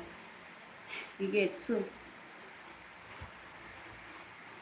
I want you to understand the fact that love is not enough. It shouldn't be number one thing that is making you to go into any relationship. It should be the least thing, because it will get to a point where it will die. I mean, where it will die, love dies, and by the time it dies, you'll be left stranded. You'll be left. When I say you'll be left stranded, you won't even know what else to do with your life, because you may die in regrets. You may develop a kind of sickness that you may not come out from, because you expected that once you love, or once you think that someone loves you, that is the end of life, that is the best thing that can happen to you in a relationship. No, it's not. The kind of person you're getting married to, the kind of person you're getting into a relationship with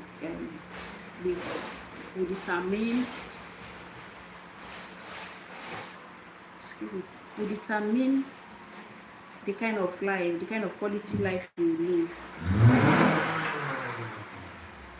That person will determine the kind of quality life you live. If this person is a narcissist, it's over, and you ignore it, it's over. You may think they are all over you, they are this and that. That is why you may not even know if this person is real or not, because this type, if the person is a narcissist, listen, this person will love bomb you until you're no longer able to differentiate between real love and love bombing. The narcissist will make you feel loved, feel so much loved that you will not see their flaws until they eventually get full control. I remember they don't like losing their control. They don't like losing their control over you or over their victim. Never. So another thing is excuse me. Another thing is public display of affection. Avoid it by all means. See public display of affection. Avoid it by all means. I've seen some people that do PDA because they don't want, not like they meant so well for you, but because they don't want any other person to come close to you by the time they are done with you. They just want to have you and then have you all to themselves. They don't want any other person to come close to you by the time they are done with you. They'll come up with public display of affection. If they are going to the restroom, they are with you. In your school, they are always in your school environment. They will leave their work to come to your workplace just to show you that, yeah, they are the main person in your life. They will leave their markets, they will leave the most important things they should be chasing after, just to come and prove some necessary points to people around you, so they don't have any reason to hang on with you or to stay with you. You get? Avoid any person that you notice that this person does PDA. I don't know if this is going to, maybe this relaxer is going to hurt my skin. I don't know if I should wear double gloves. I don't know if it's going to hurt my skin. Just we just take this risk. You know, my skin is very fragile and so sensitive, extremely sensitive. But let's see.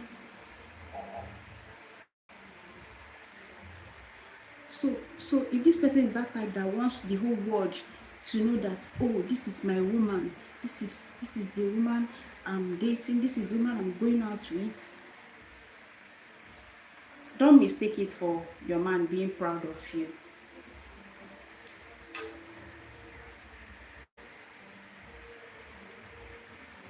Yet, don't mistake public display of affection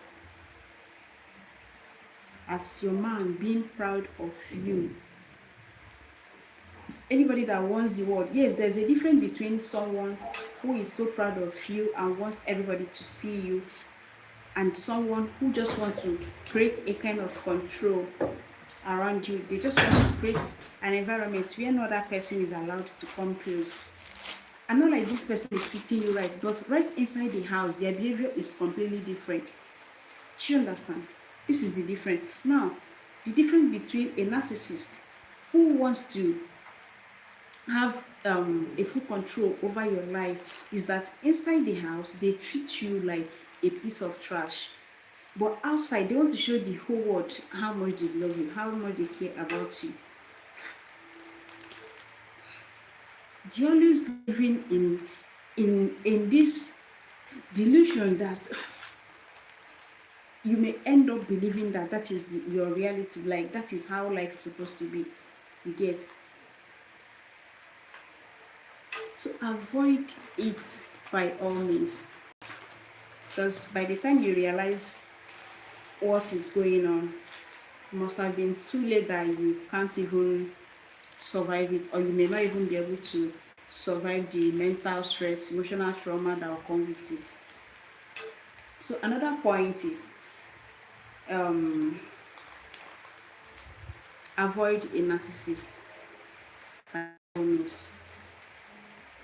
And if you are already in entanglement with a narcissist, I also tell you how to live with them, how to dish the same thing they've been dishing for you back to them.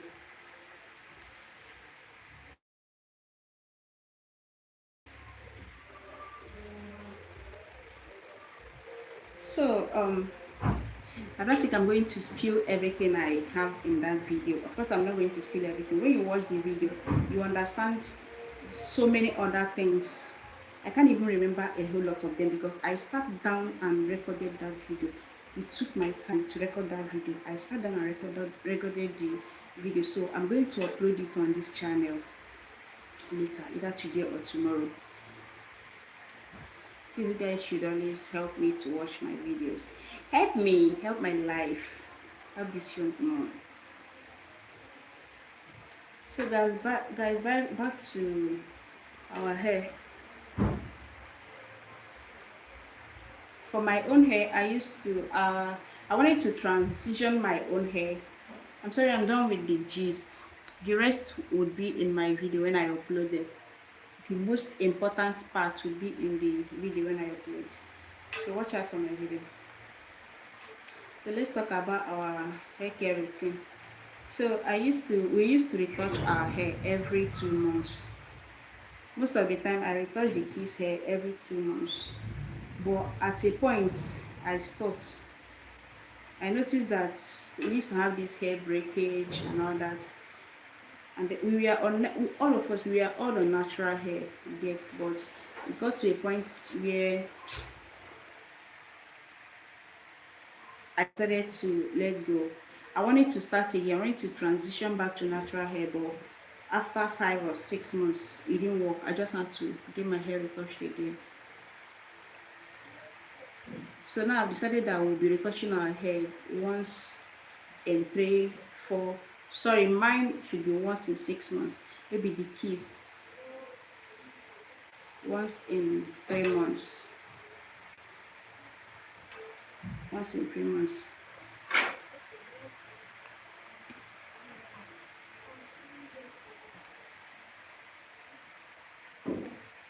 It's just one person that has that is still on unretouched hair. It's still on her fussy hair is so strong. She don't even want to retouch it to start with. This one decided to retouch her own. I just have to retouch it.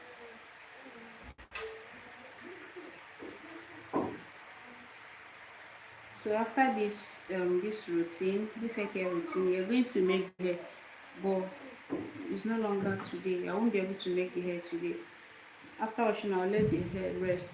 Tomorrow, I'll come back live and make a very beautiful hair that can at least last for the next 3 weeks to 1 month. Yeah.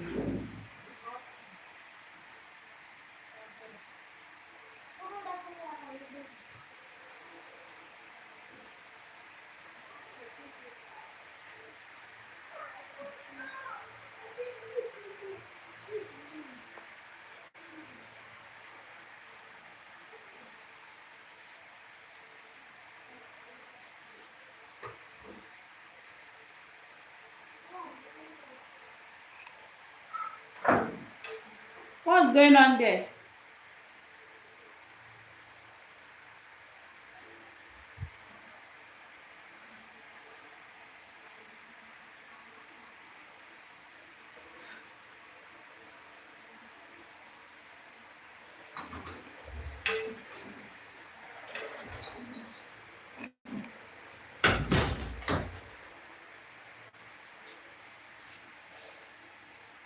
What happened?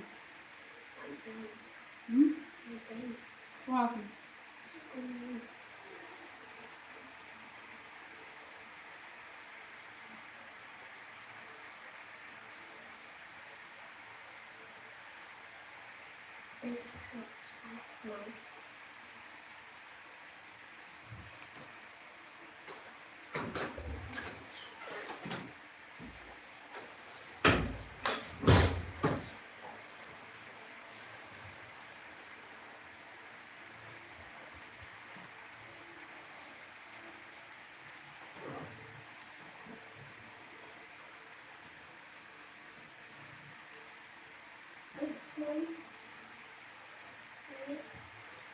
What of this sound?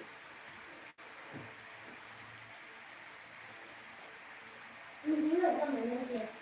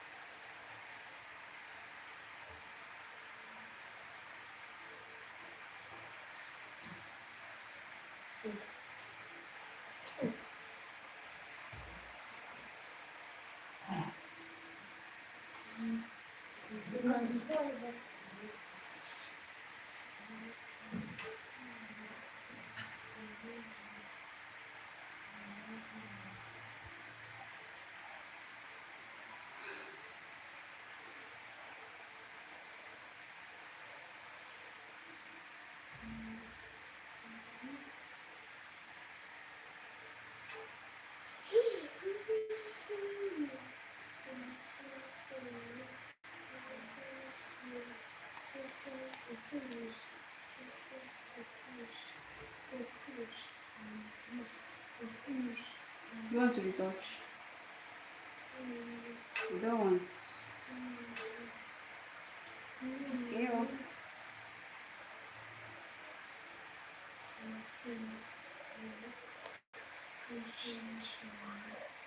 Mommy, how have you know about your hair? Hmm? Why have you know about your hair? Wash should I back my hair? Mommy, I want to do my plate here. Memories on bottom.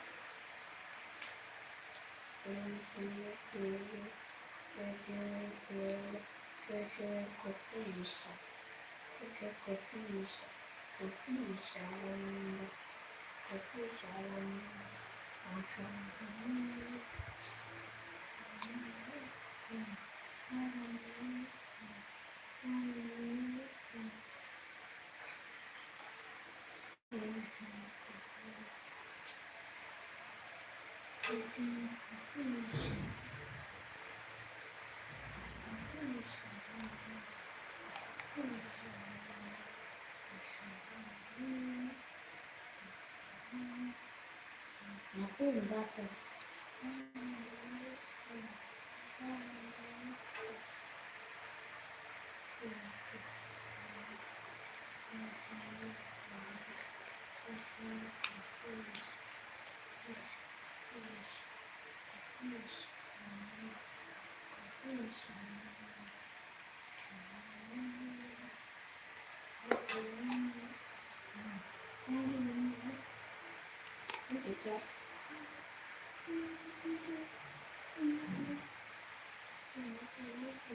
You don't want them. Mo ń bọ́tà ṣe papọ̀.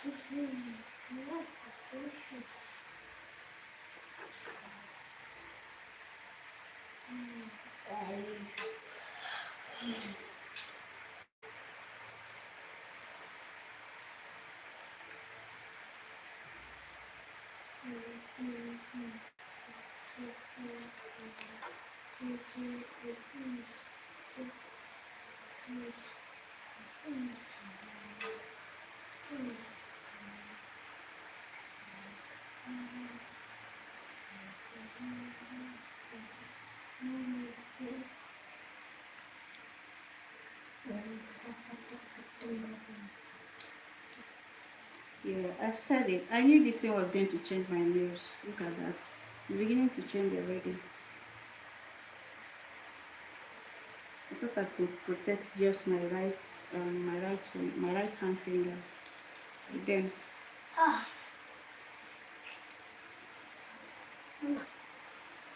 I've completely forgotten my past experience. It's situation.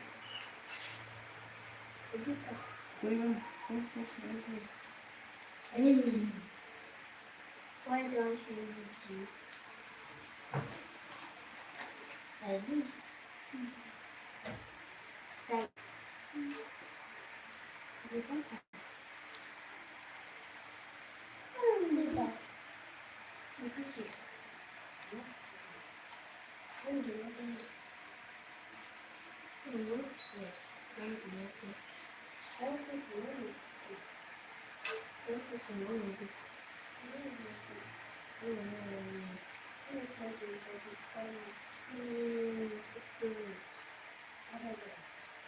do it. Banime, banime, banime.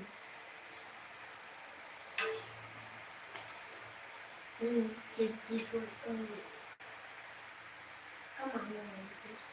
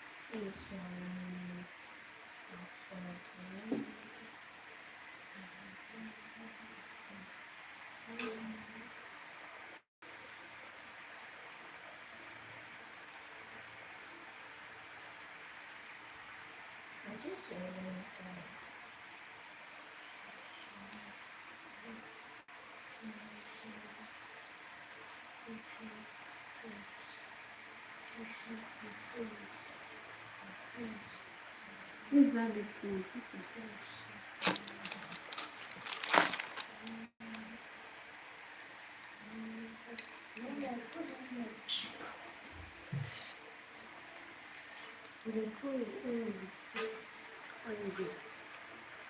Christmas food.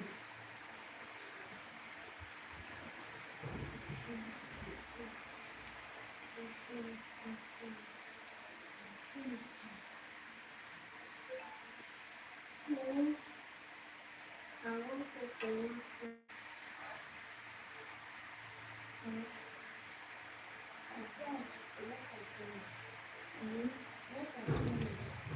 Banime.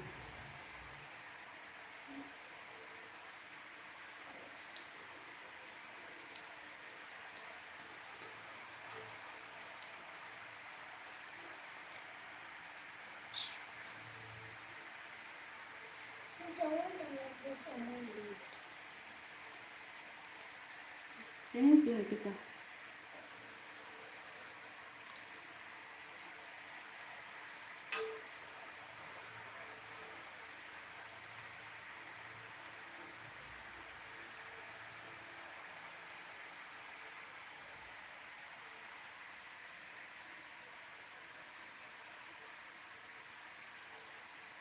Ya ha gwa m ihe na-eri ji ekwedo chi ga-ekwedo.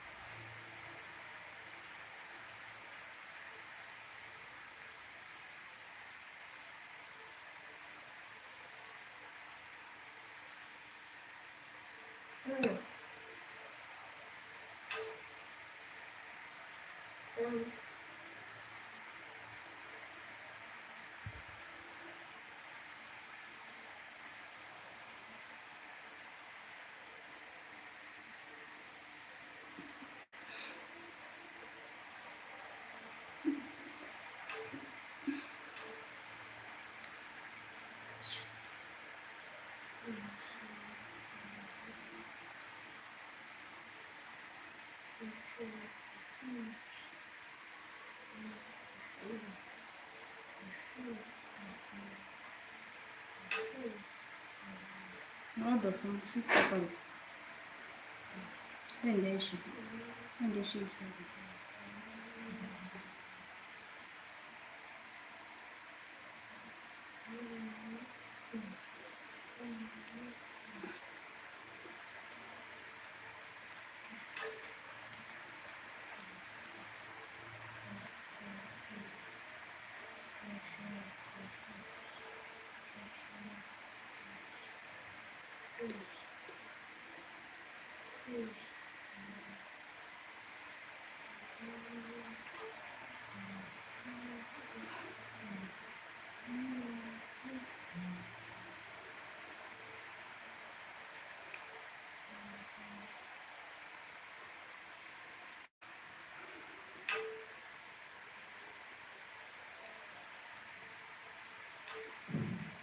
Ben Danny should be now.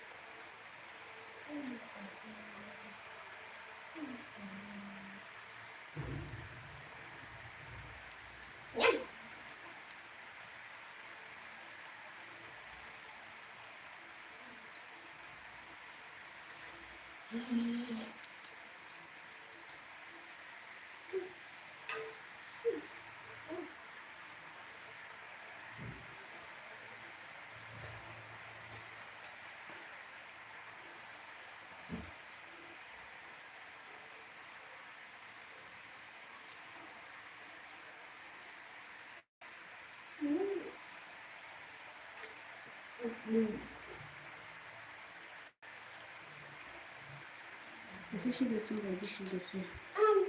Shit.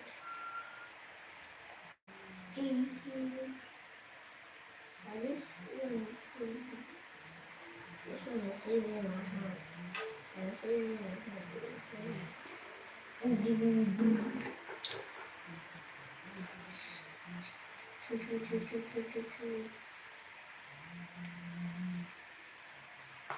Get in here.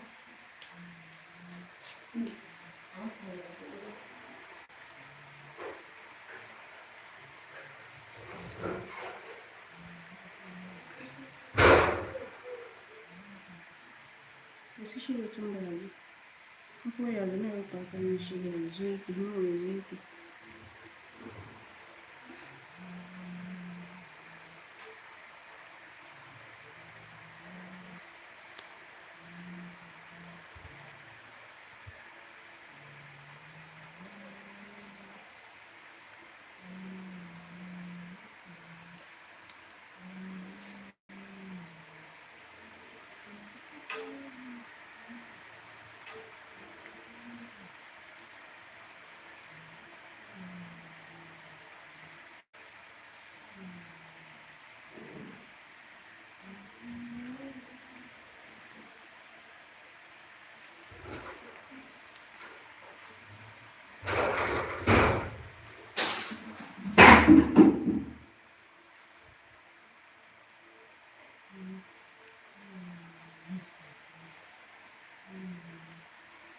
I'm going to put this in place.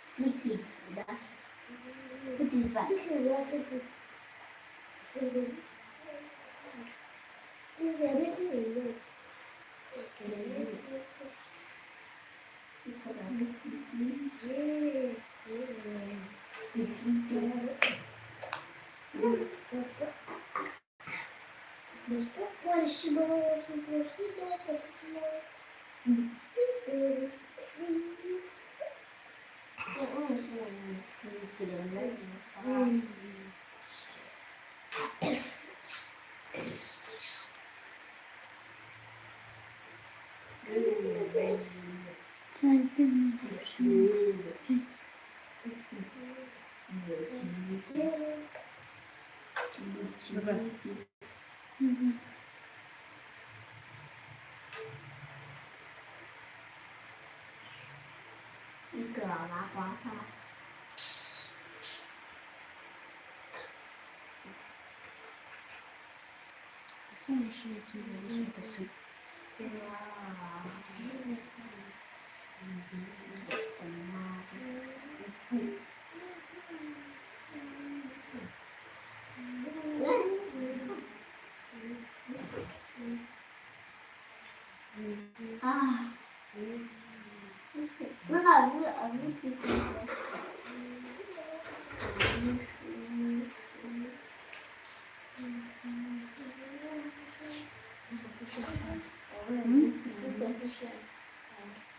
That's a new OPay card. That was what I said.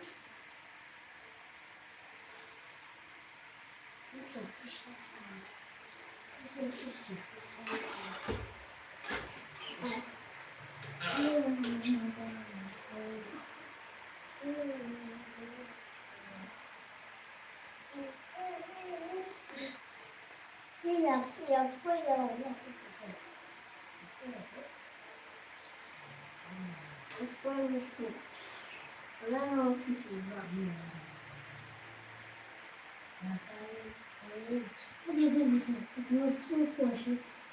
Still, wait. How did you know? I don't feel down with zero physics. I'm not going to physics. It's already settled. Come on. Physics. Oh, physics.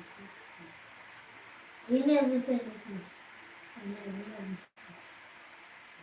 I never said it.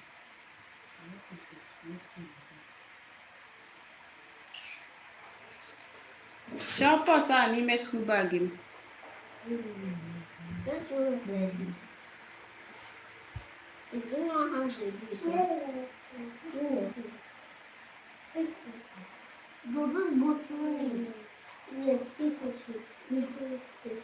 Then I'll put it on. Okay.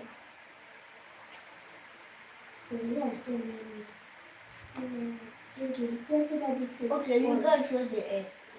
Yes,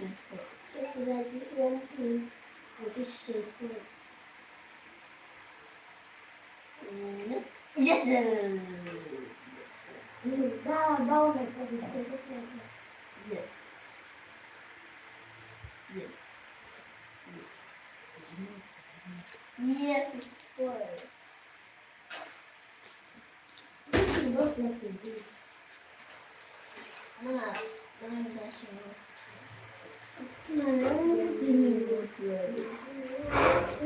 Instead of fixing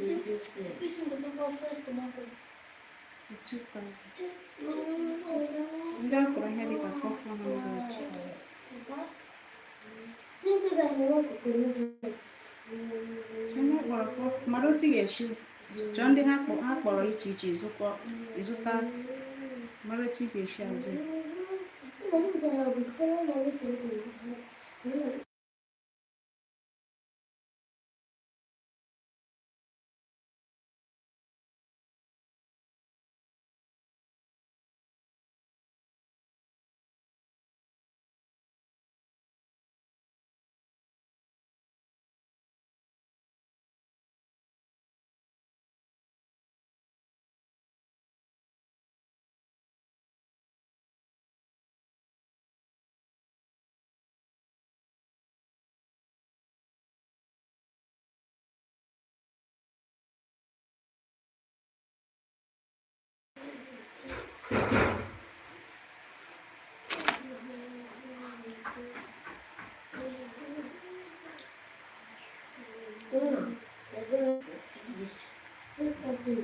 It's finished.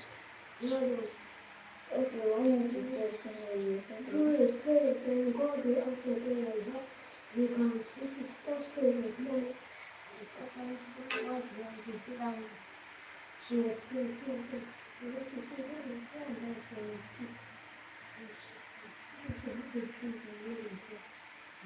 Maybe not for too much. Then she won that. They said, oh, the day, that was our drink. I want to put him serious. I can do it. We have to put something. So you to see this thing, I can see myself.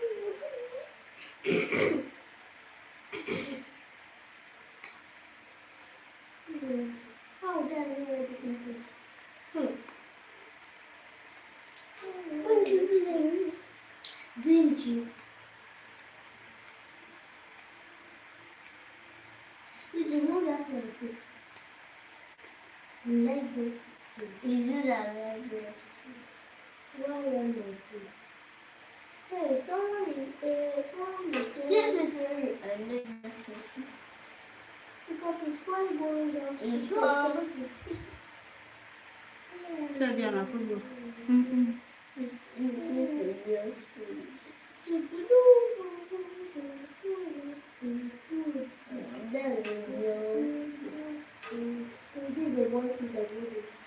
And another thing, that's what it is.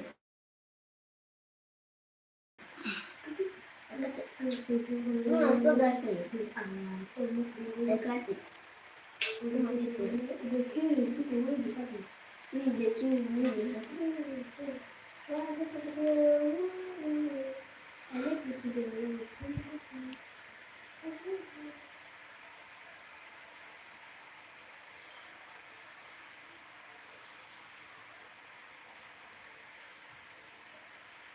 they had to start talking again to see.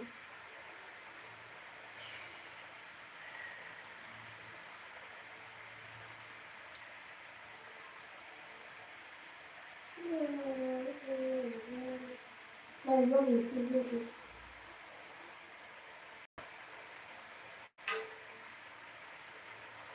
Because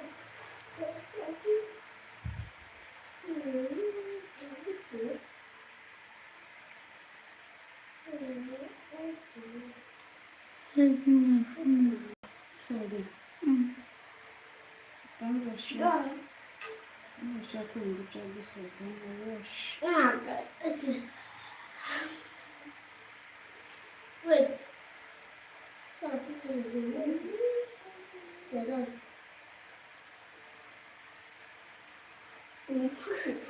I'll also be shaking to playing in my school. Not close.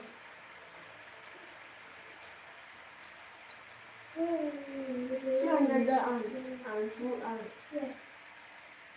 She's doing it. One aunt there. And see one aunt. No. One from see one aunt here. One aunt in your necklace. I want to see. And look her. Don't worry. With me.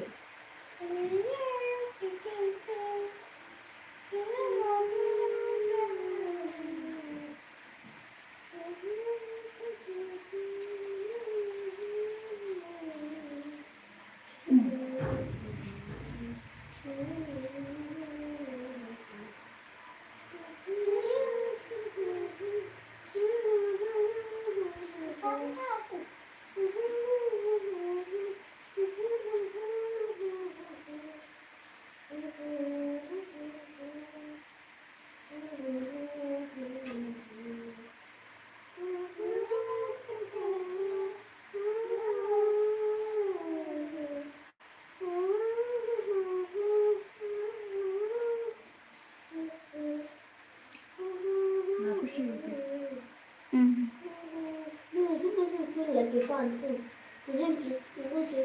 See now, see. Now see this one.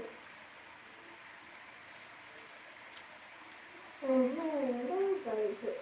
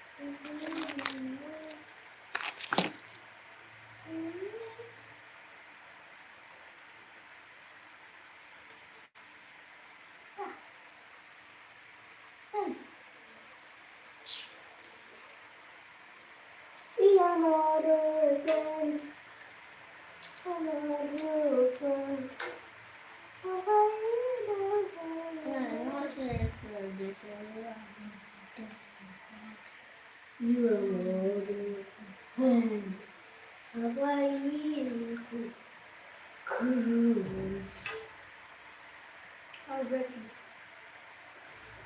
You should have 100 it. I'm talking to this ant, 100 it. You have billions. I said this ant, 100 it. 100. BARNNG. 100 teeth.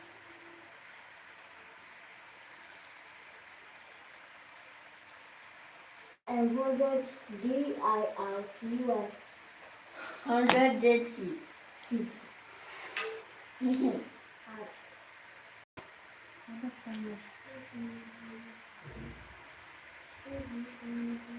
However, get word when I was at the sun. But the condition. It's time to go and wash. I'm counting a bedroom. Look at my nails. My nails have automatically turned yellow.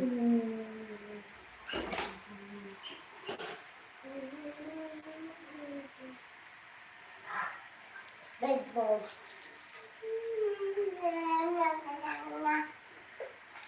Time to go and wash. I don't know if I should carry this camera or I should just. I can't even pause this like that's the problem. Can you hold it? I don't trust you. If you must hold it, I don't know. No worry. Hold on first. Okay, I will figure it out. Drop that, please.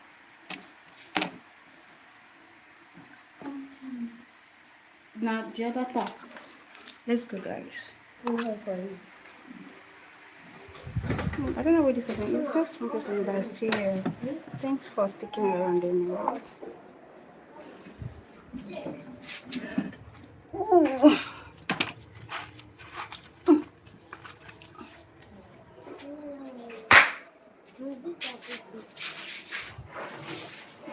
Close the door, mosquitoes. Close the door, mosquitoes.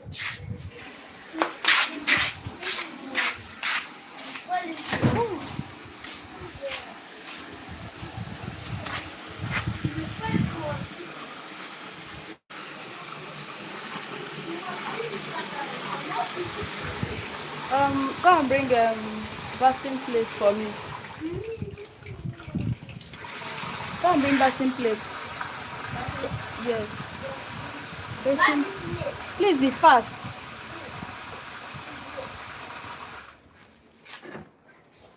Take it.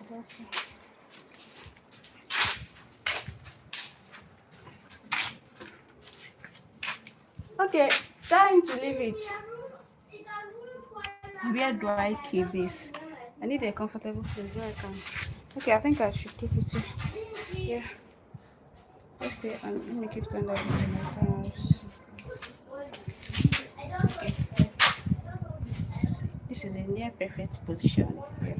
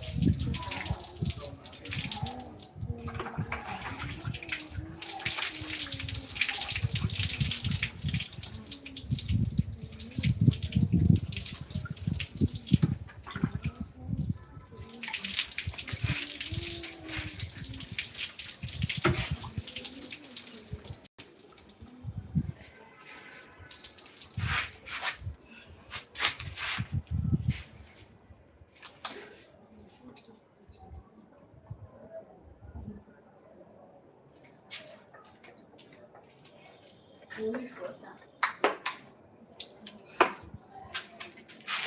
I like really bad. I like.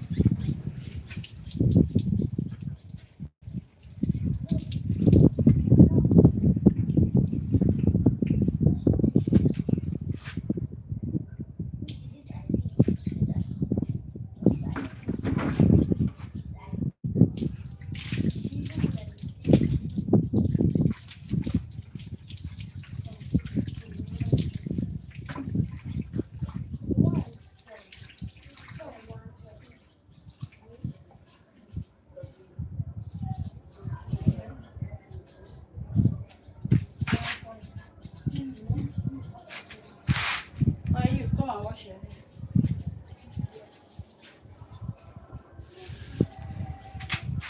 I need to fetch some water. Get my water.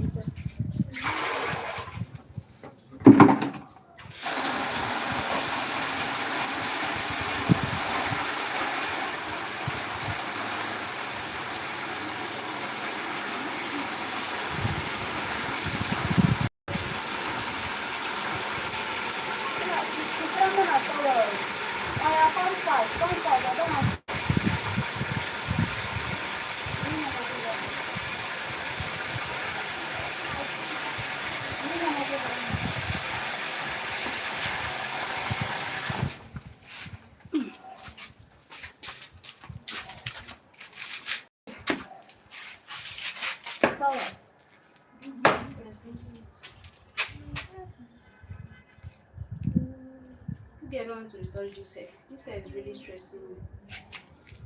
I don't want to also put this thing. Bring shampoo. This one.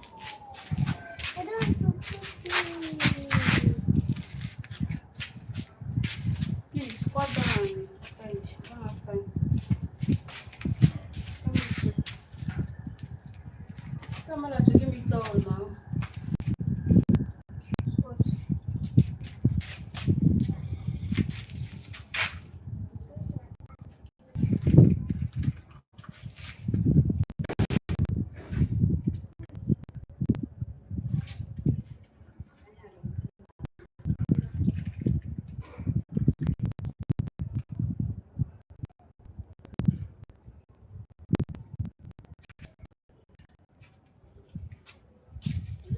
I used to have a shampoo and conditioner and soda leave-in conditioner for her hair. But because we run out of those ones, we have just the conditioner left. We're going to make use of this one.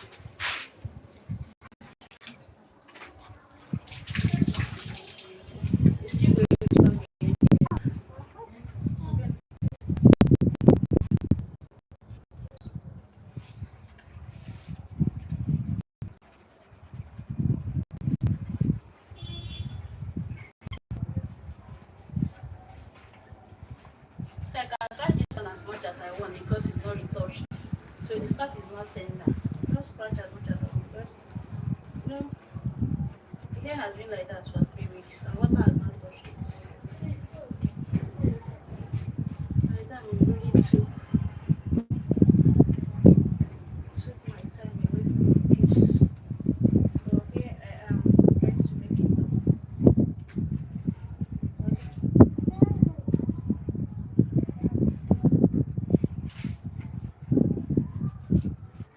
It's quite lovely.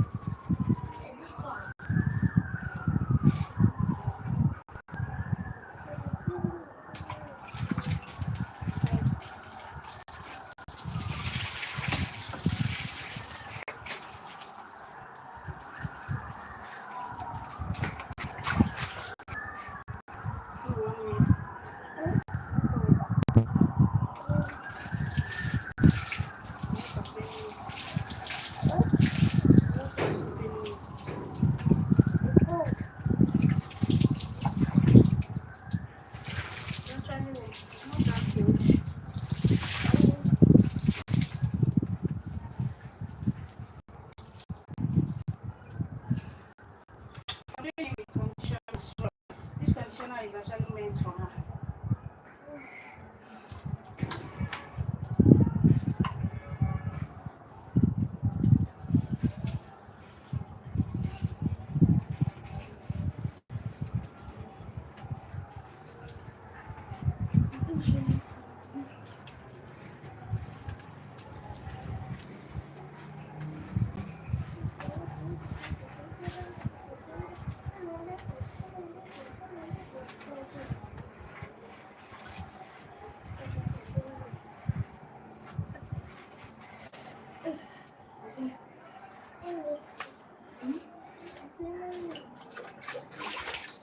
Now let's switch it off.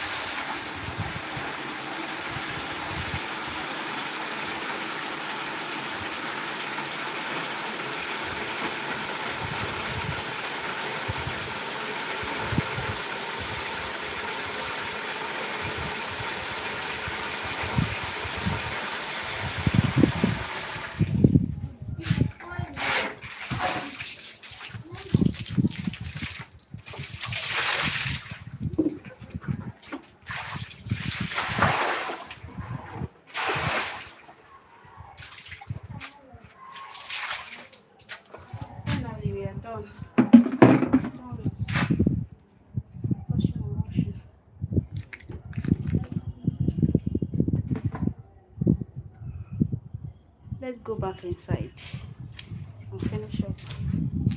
My waist is already bending. Been sitting for the longest time today.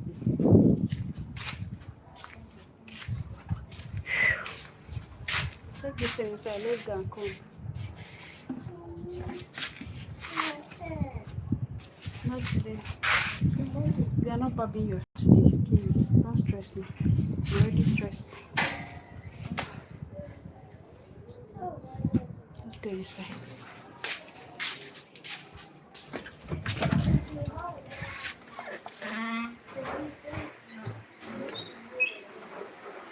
I said tomorrow.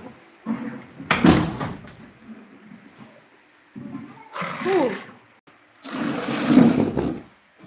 having kids is not easy. To maintain kids is not easy. Honestly.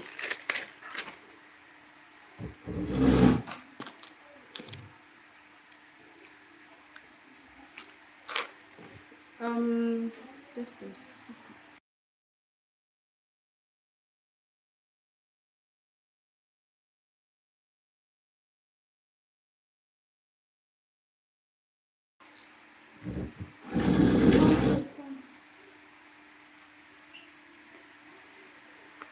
I need to moisturize my fingers because this relaxer they can be extra when they want to chop your skin.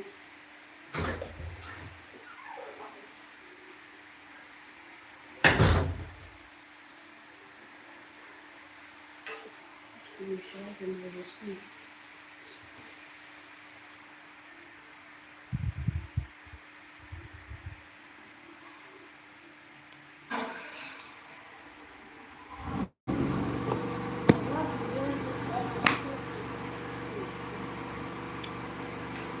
These people, they can own gem, and I don't always like the noise.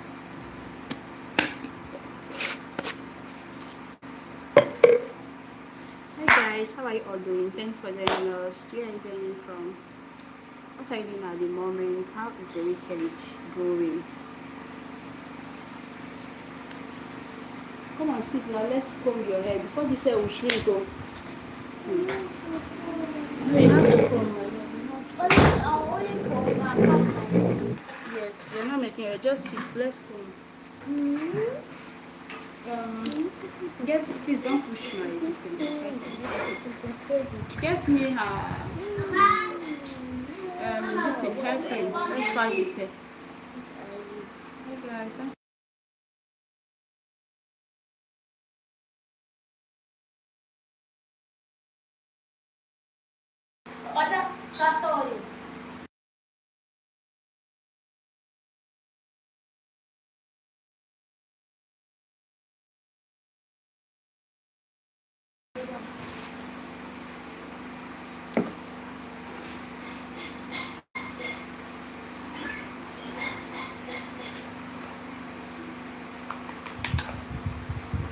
Natural hair care product. Not just for natural hair anyway, but it works so good for natural hair. It works so well.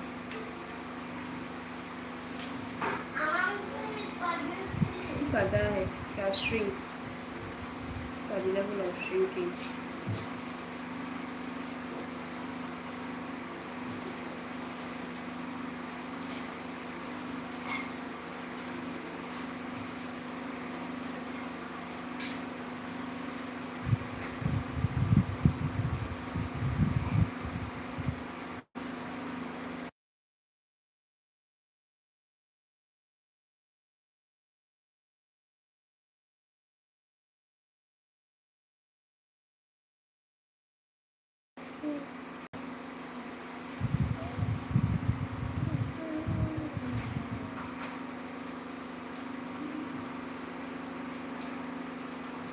I don't want to be cold or small.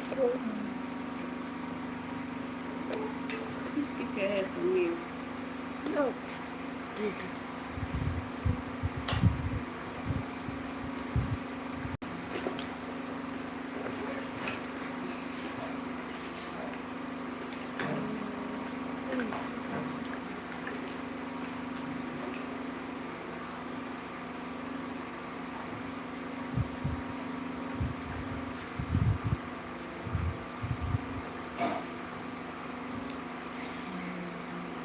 fine, just normal hair cream.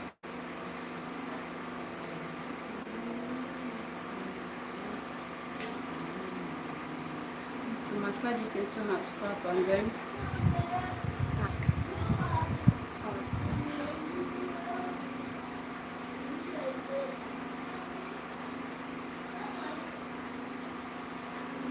can Nadine use.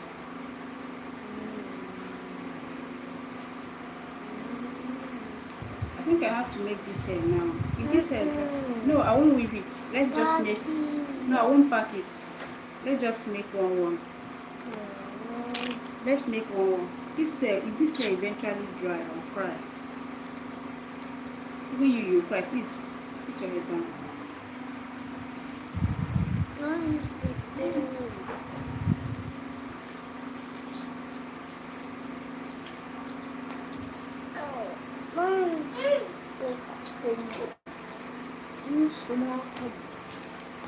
I can't use small comb to be more painful. See what I'm saying?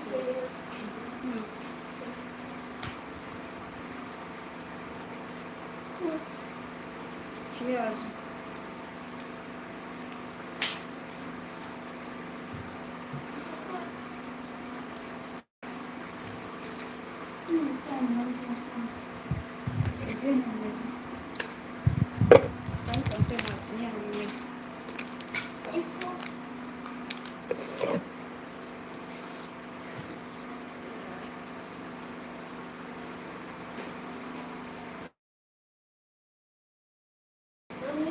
Trying to be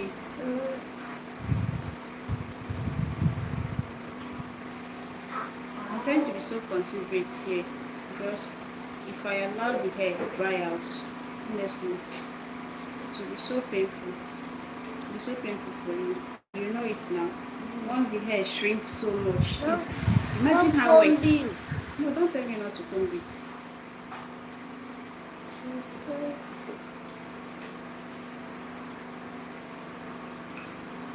Imagine how wet this hair is and it's still shrinking. Or should I weave it? Should I do weaving for you?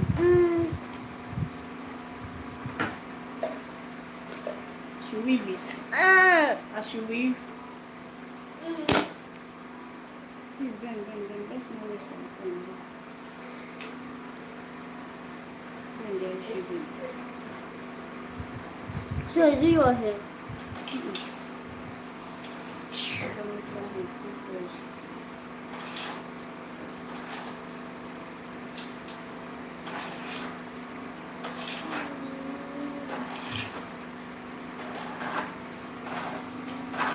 Remove your hand, bend. No, bend. I also like using this oil. See, this oil is so nice for the scalp.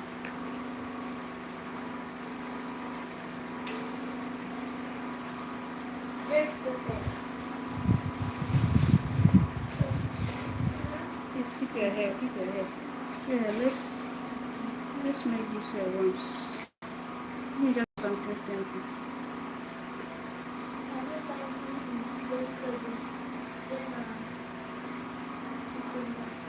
Right.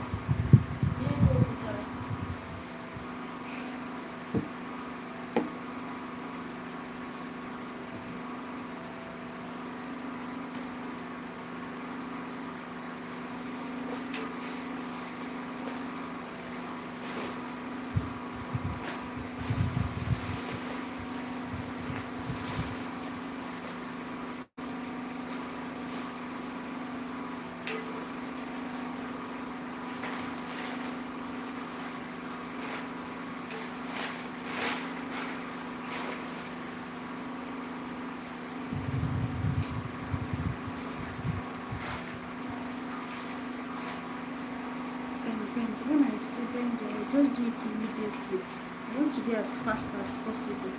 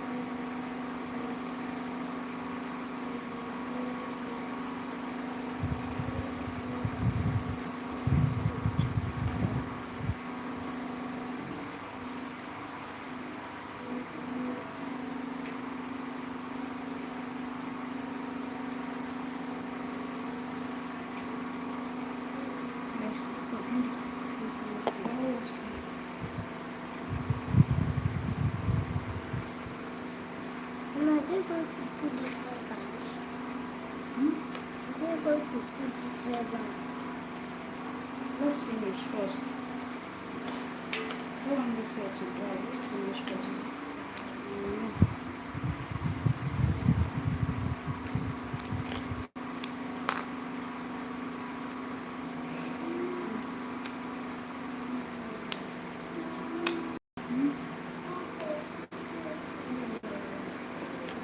After I look at it, so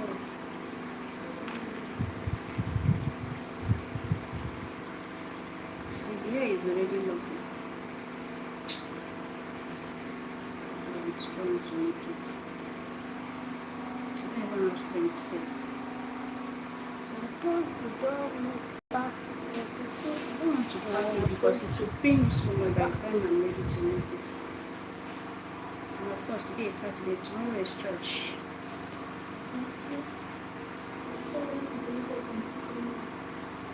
Okay, the one can make. You're gonna make me withdraw.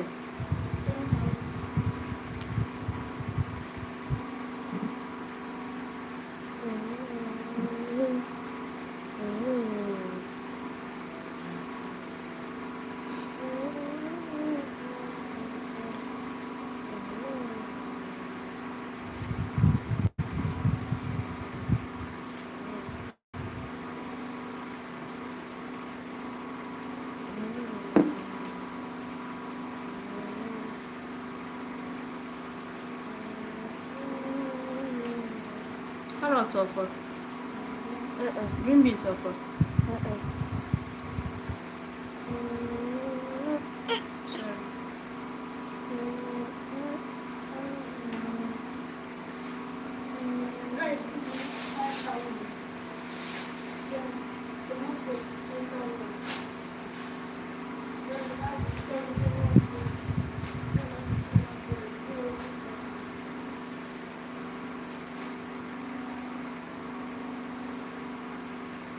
Then of course I'm at the 1,000.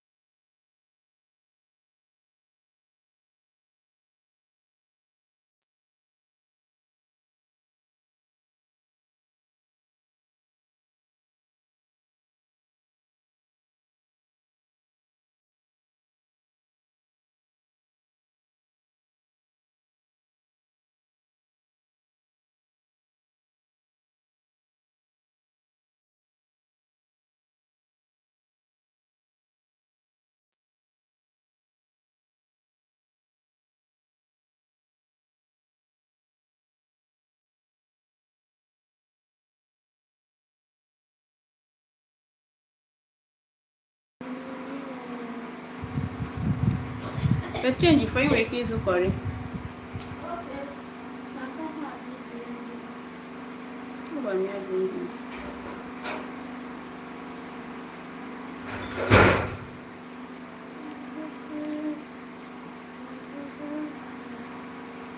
They do not brush their teeth in the morning. They eat.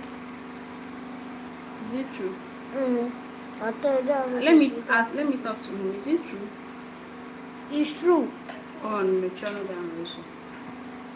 You say, I think he's you. every single way you're not brushing your teeth. I go brush my teeth in the morning. Don't you do not brush your teeth? Channel down.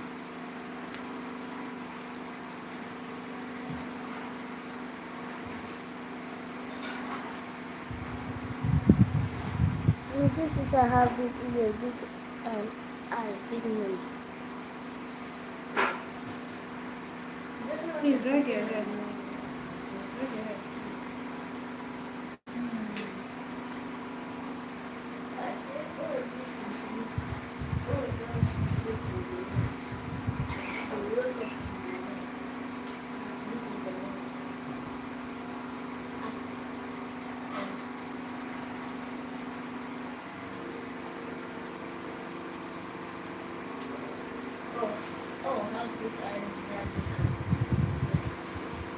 Like this.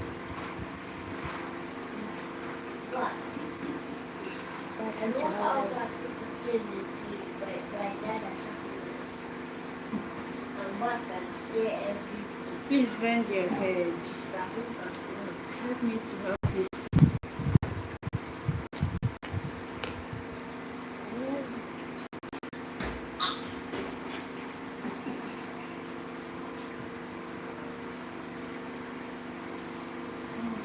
Be careful.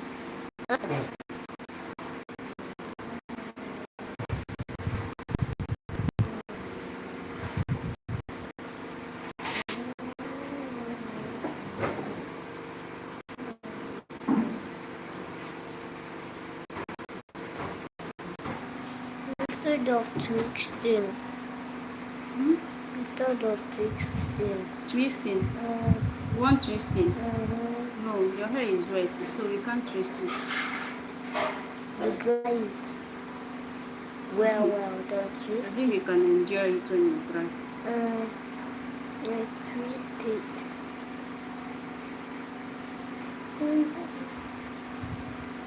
You drag your hair.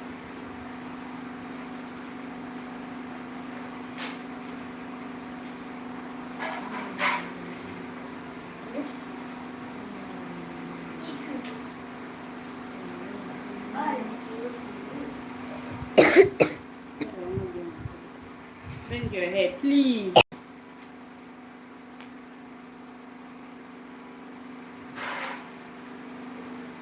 What's on your cheek? Can you nail it?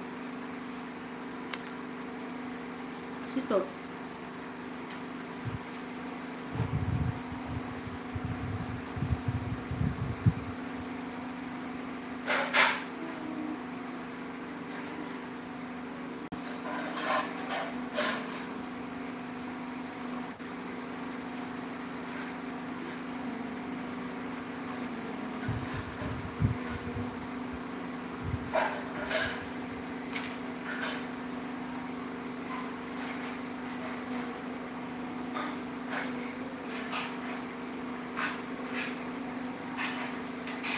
Bring it up, bring it up, bring it up.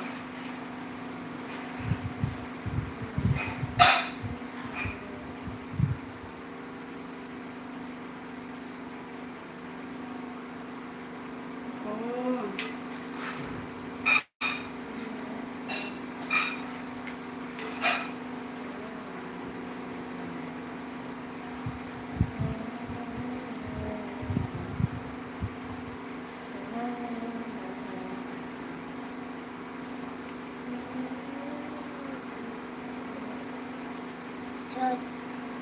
Not this was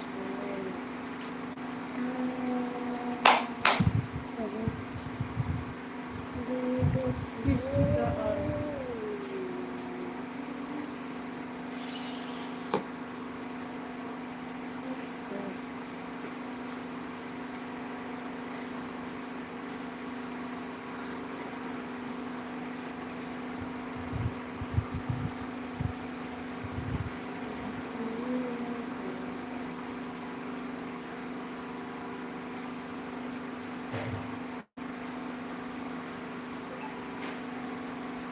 I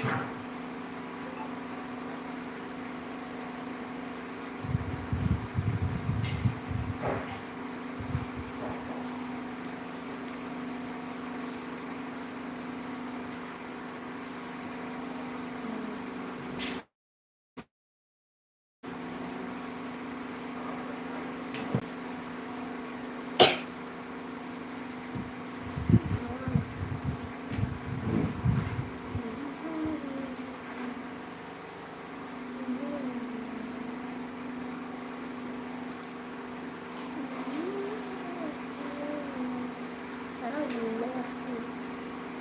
Like, every time we food. Where's the pillow?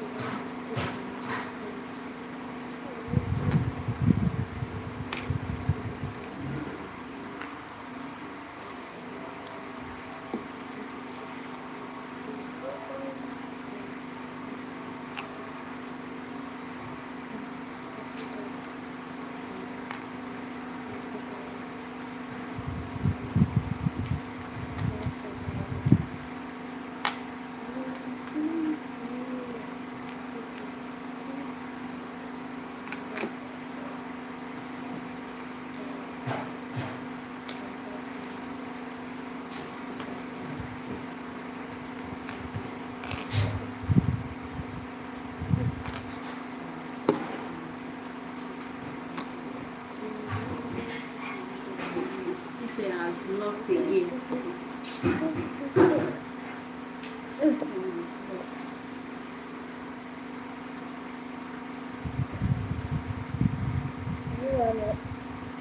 Sorry.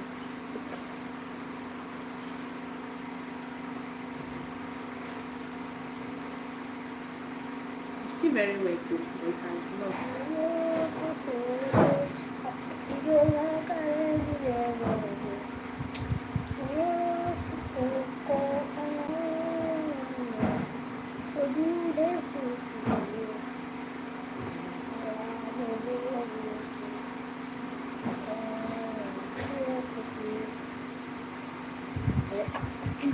I keep it the way so you cannot feel it.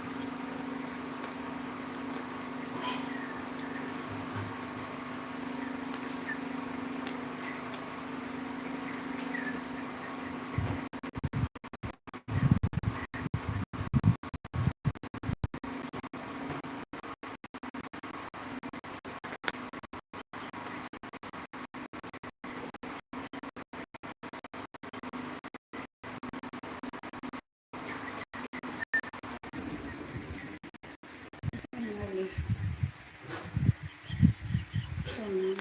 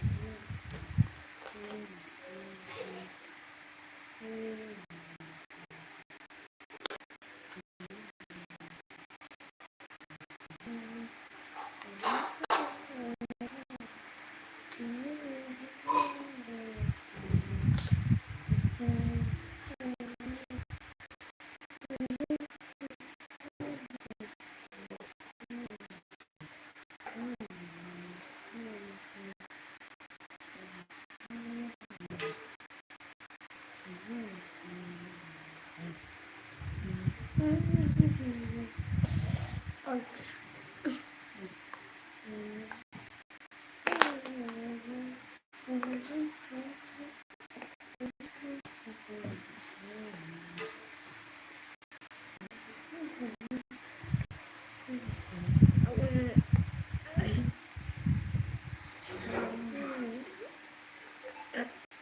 oh, guys, take care. I'm not even holding this. Why are you acting up?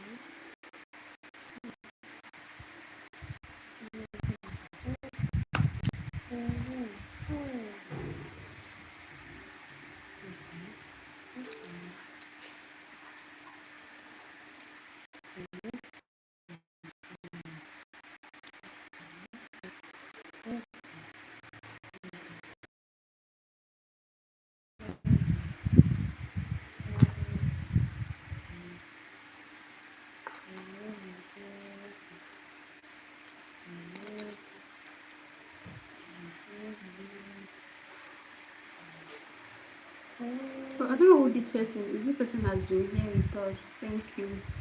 Thank you so much. I really appreciate you. Been here with us for over an hour. Honestly, I appreciate you. You're the best. You are the best.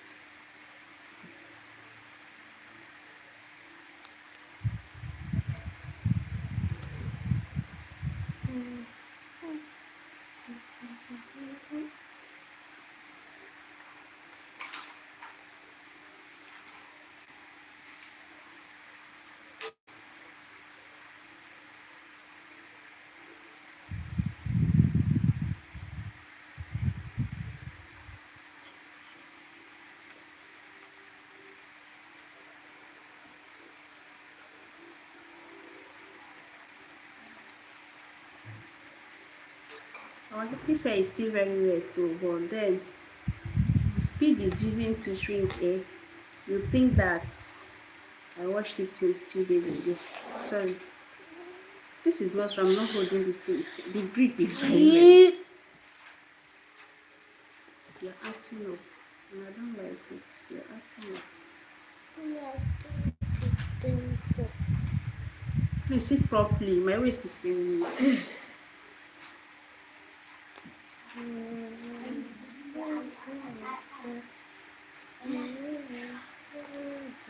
Just imagine if I didn't wash this. Look at that hair. That's straight back.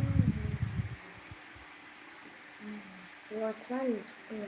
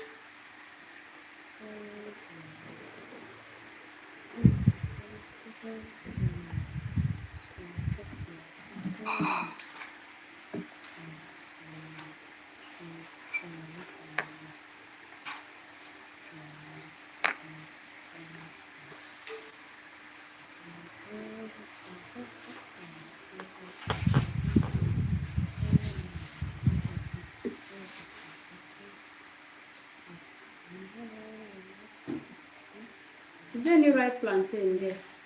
I'm very hungry. This is the problem I have. I can stay from morning till night, but the moment that hunger comes, even though I ate small parfait, I'm super hungry. Okay, nice one. You have to wash it very well, then peel it. Need to slice it and fry some egg. Mama has to eat. I'm super hungry. It's not super hungry. Yeah. I'm famished. I'm what? Famished. I'm not your classmate. Have you ever seen me? It's diction. It's not I'm hungry. I'm sorry, I can't speak I'm that. I don't know how to famished. speak the diction. So why don't we teach you? Why don't I do what? I say why don't we teach you as we They didn't teach me when I was in school. Because now you go and carry food one day you're hungry in the week. Carry food, just buy food and now and eat. I'm super famished. It says I'm what? Famished. Famished. It's not hungry. It's not you're hungry. I'm famished. I've not heard about that. I don't know about that. When I was in school, my teacher didn't teach me that. So, you guys are lucky. So you're not learning small. I'm learning from you now. You just taught me, so I'm learning from you. So anyone you learn, you just come back and teach me. Then I'll learn from you. That's why I'm paying your school fees. Understand?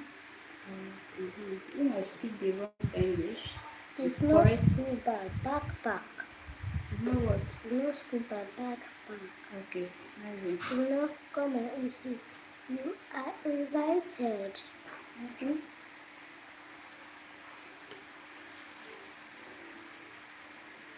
You know power restore is NEPA is power restoration. The power NEPA have called it power restoration. It's not up NEPA.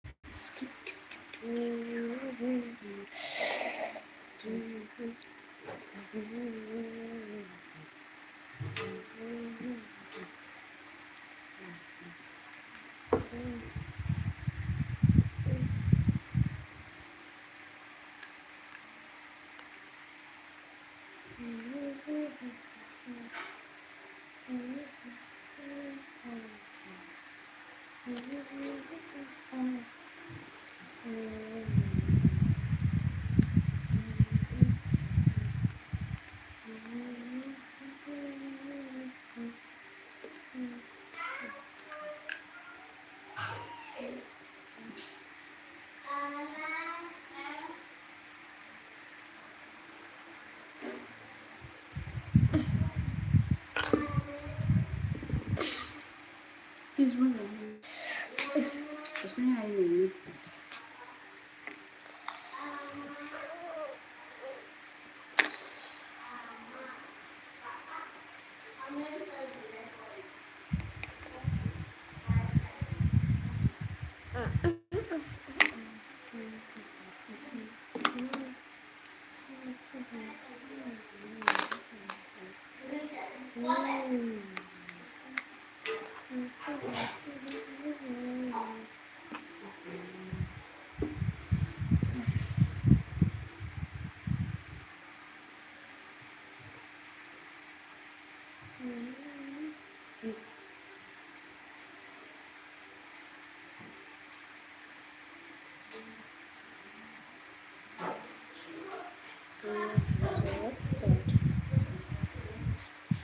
Then we make and take shape. The next paper of it are interrupted.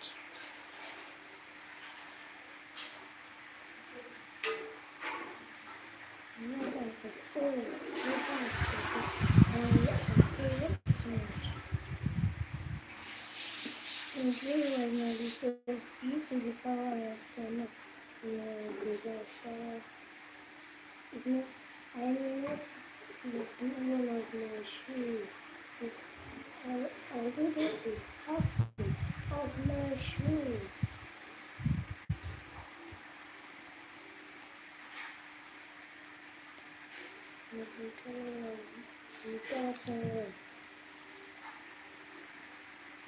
It's not a baby. It's my mom bought me all toys.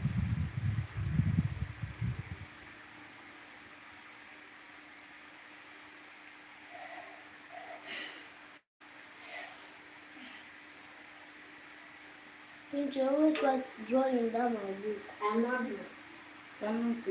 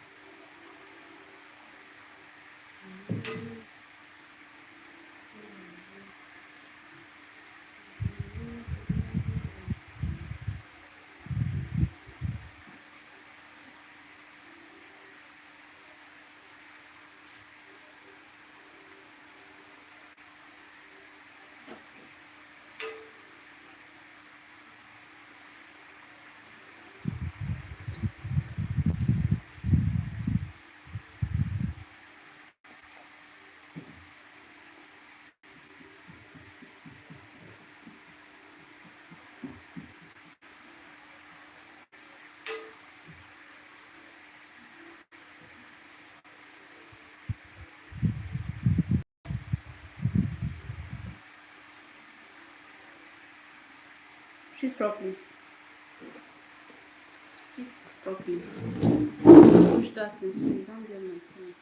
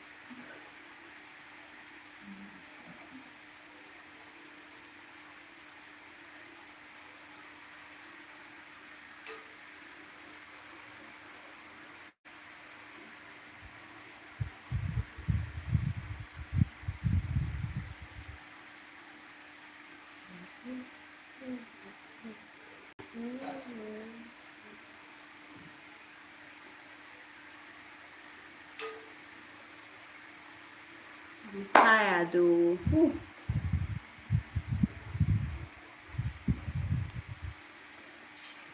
It's very small. Very small, yeah. I'm a super woman. It's big.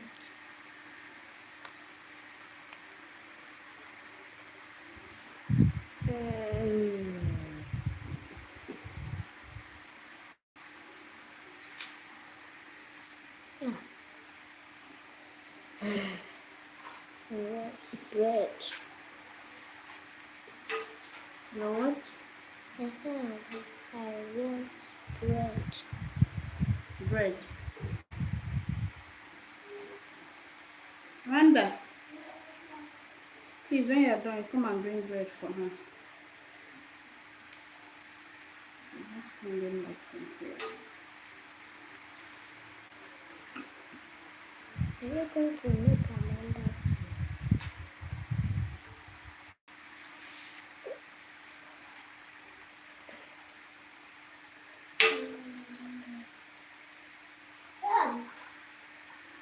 Are you going to make Amanda here? I'll check.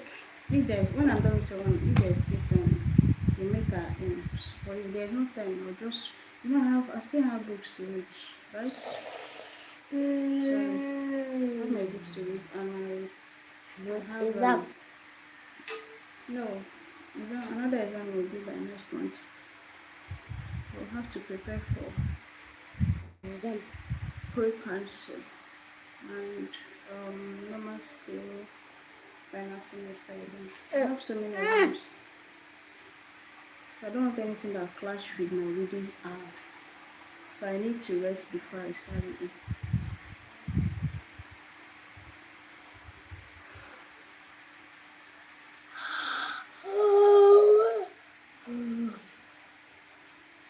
That time my hair was long. No short. When I was small, my hair was long. Because that time that I was from my house, my hair was long, but they cut it when I was sick. So my hair was longer than mine that time. My hair was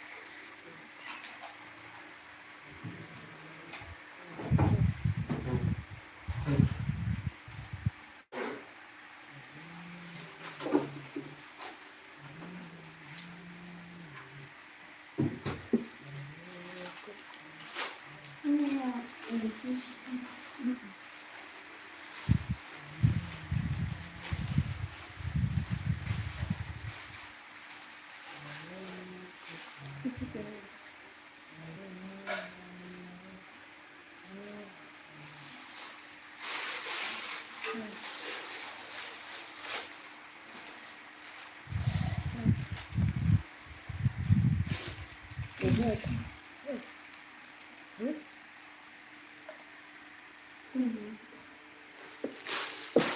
Oh no.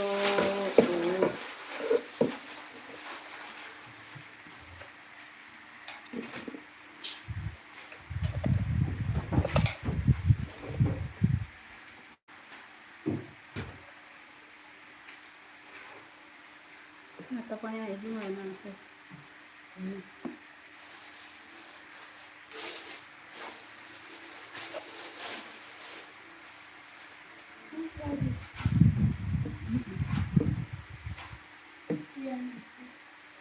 Okay, bataya kwachu. Eberiebe.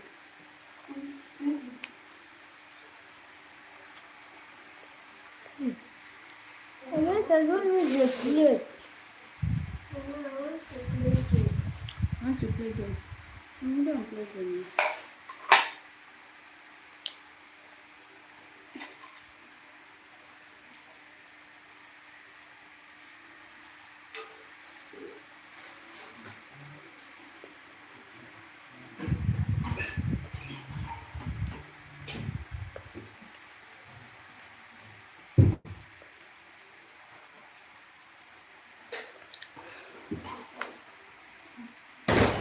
Very nice.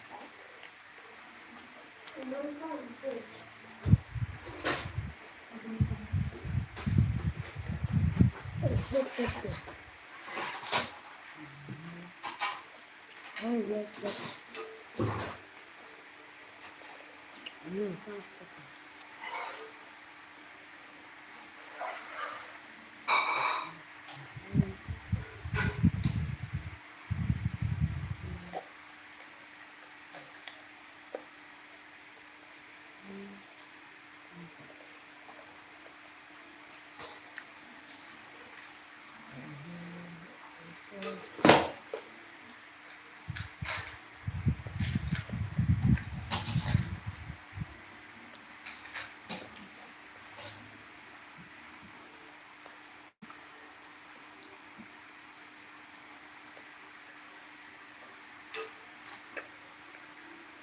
One with it.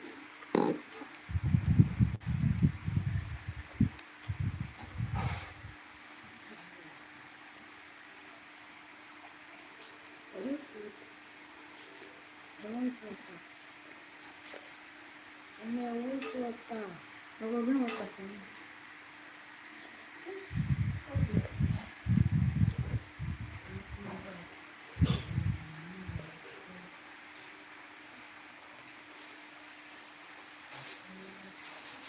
There's water that remains in the fridge.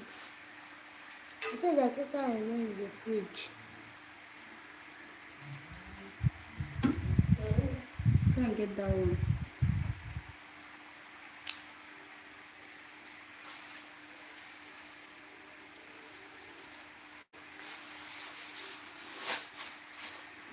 It's painful.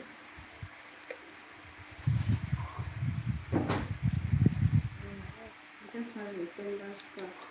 There's nothing. Which style is this? I don't know, I'm just packing her hair. So the Long hair one. will not shrink too much. But you see, it was beginning to shrink. I wanted to leave it and make a nice. Of course. But then here we need to put it in a protective stuff. In case we are not able to make it tomorrow. And of course, if this comes out so beautiful, you're going to carry it for the next 2 weeks. So I'll take it down.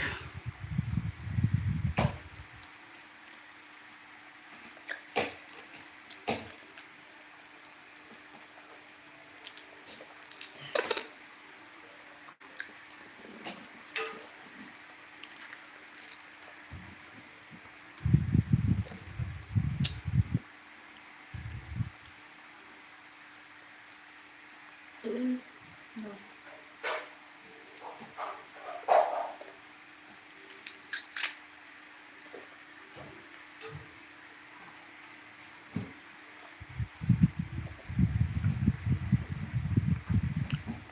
Yeah, be prepared.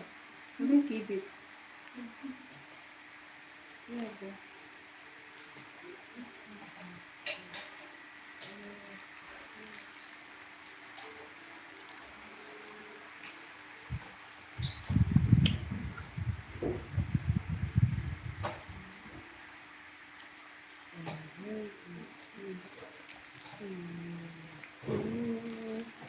Look at that.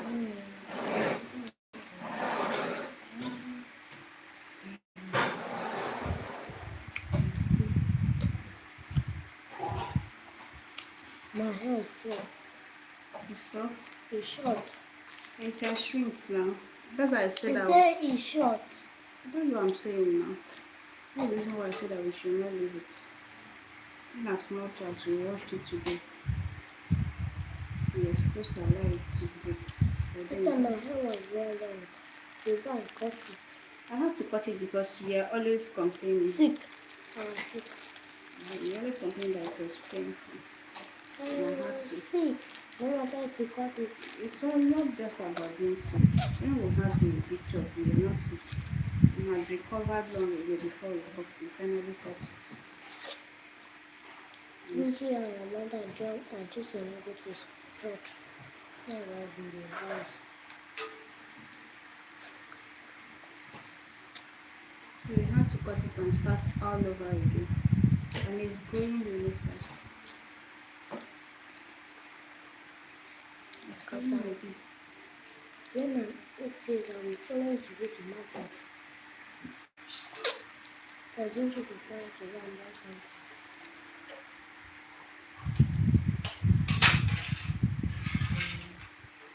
I have to come.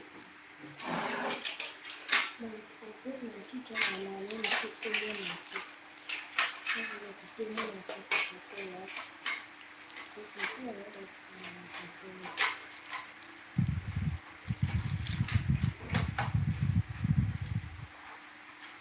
I told her I want to see me my teeth. I want to know my teeth. I know what to say. I know the difference. So I don't like the large size. My hair is beginning to break.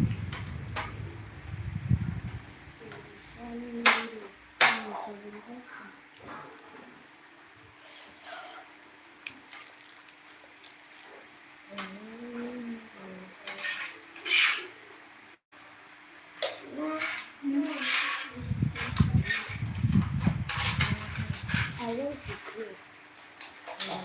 I'll play from home. You don't want to Come and stay here and play. play. Yeah. I'm not going to play.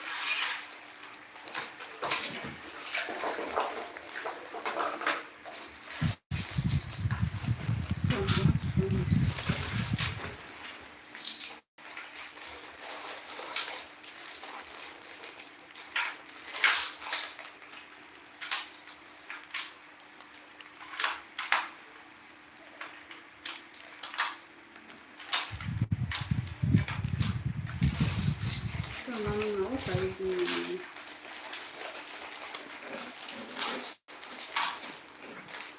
This is drying out so fast.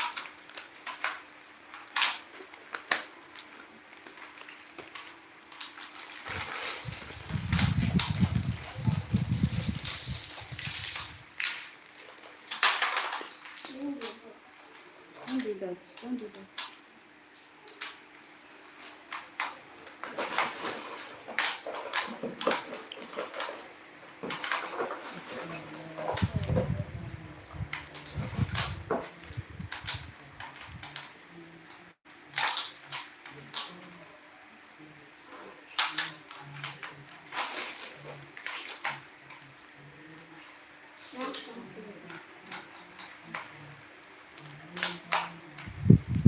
Mother, please. Later you soak my beauty for me. So really been changing my cover, don't make it so hard for this.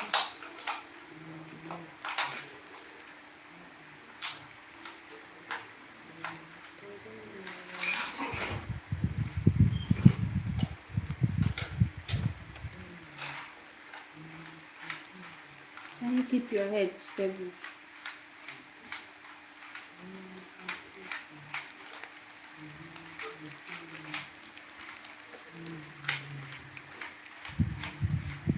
Stop shaking, stop shaking.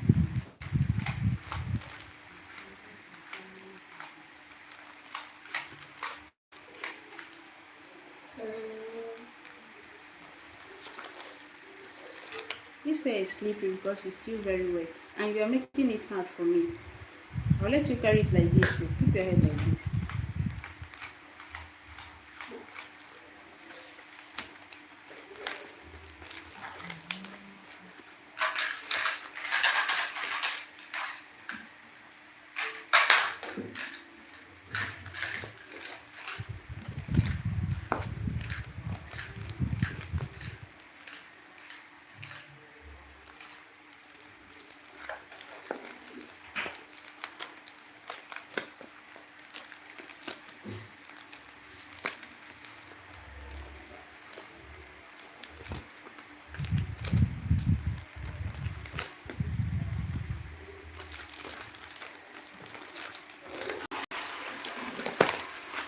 Please come and get this. Come and pick this in and trash for me. Pick this thing and trash for me. Pick that empty sachet for me. Go and trash it.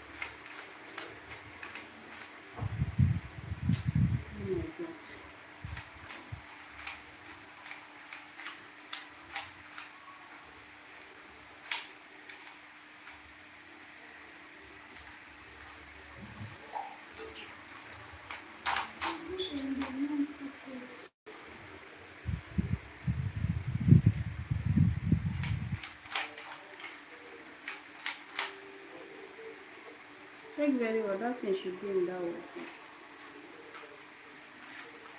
I did that drawer.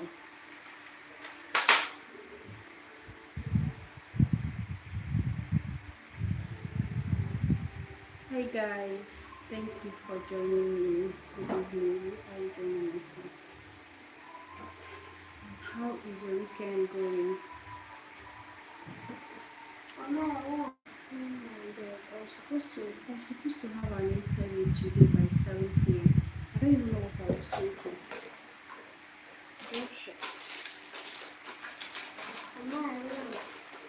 Yeah. Hold on, please. Oh my God, and my alarm did not even ring.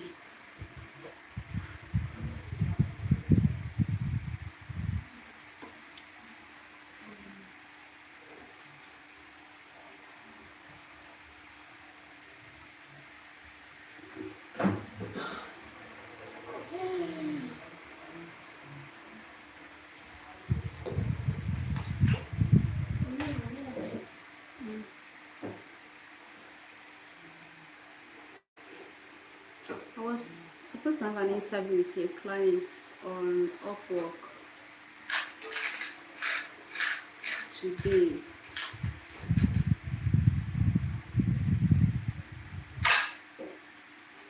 And the client already messaged me. I can see the red dots. Oh my God. This is so absurd.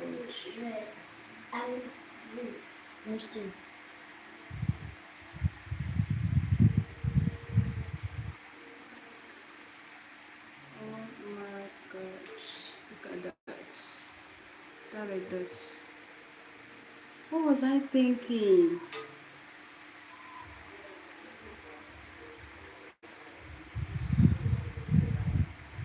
Ooh.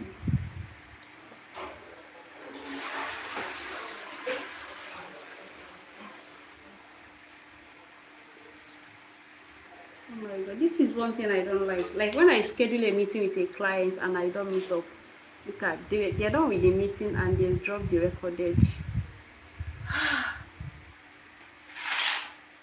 They drop the recorded meeting from the Zoom. What was I thinking? My alarm did not ring.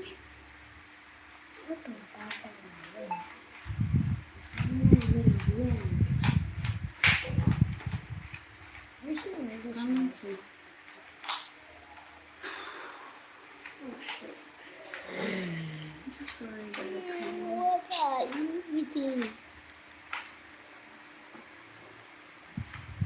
What are you eating? What I am going to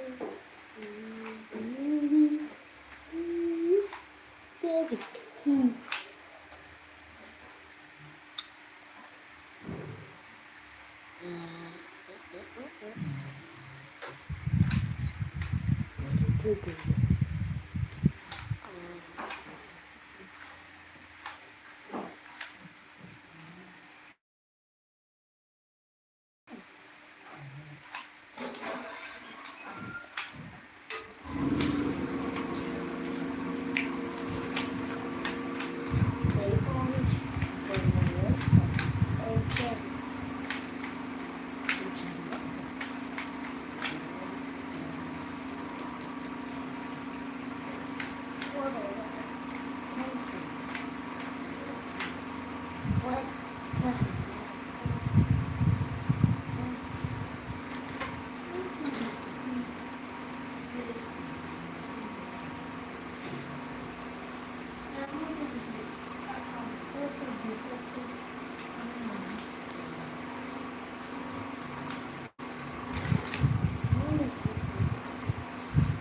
Come on, okay. I have to now.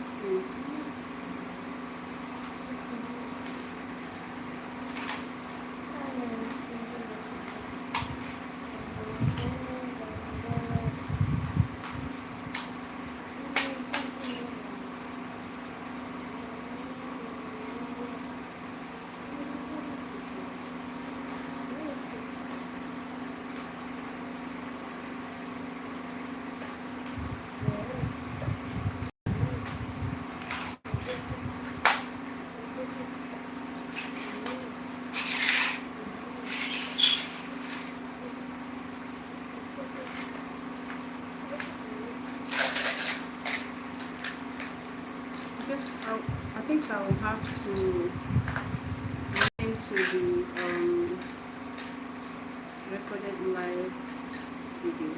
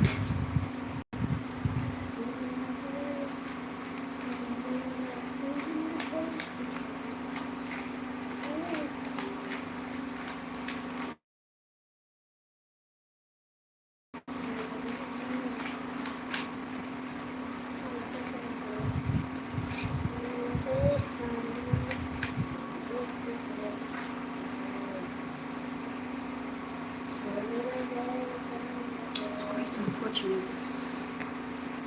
Come on, sit. Don't take that one.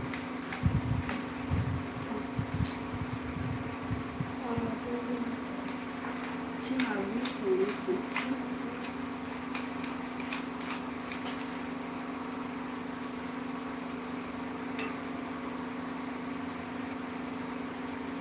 I'm just going to tell you.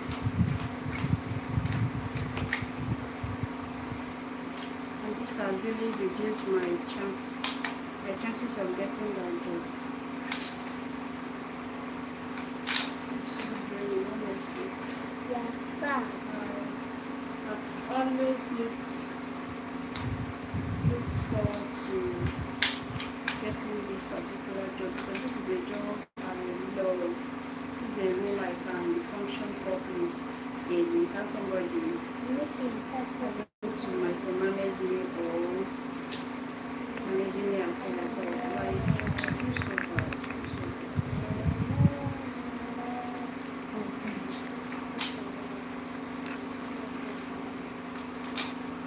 And then for the client too, who I used to schedule an interview with the client, and then the person didn't even show up. The freelancer didn't show up. Always nice. Please don't drop noise.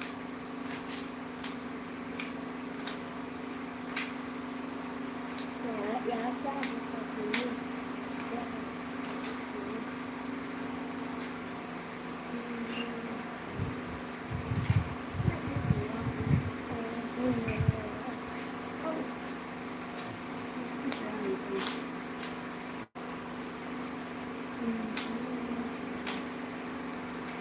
the news has always been with me.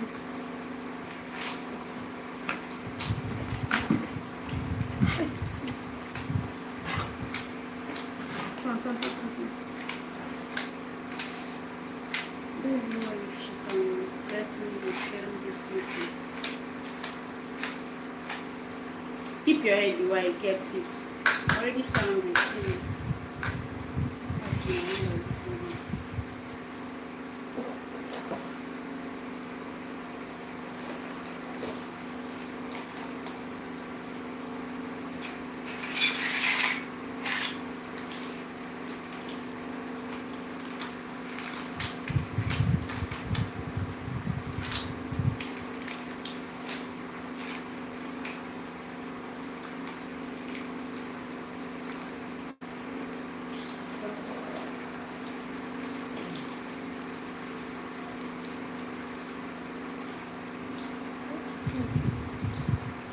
What happened to this sugar? I'm trying to get food.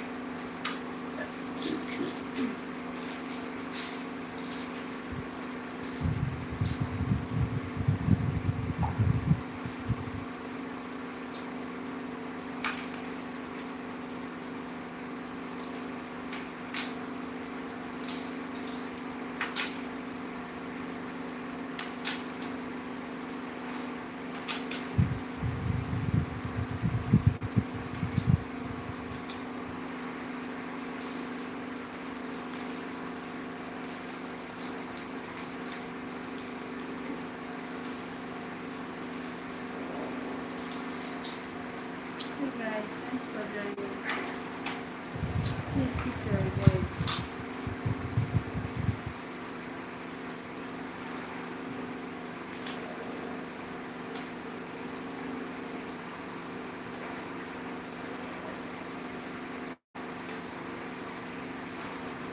No, sit up, sit up, sit up, sit up. Sit up.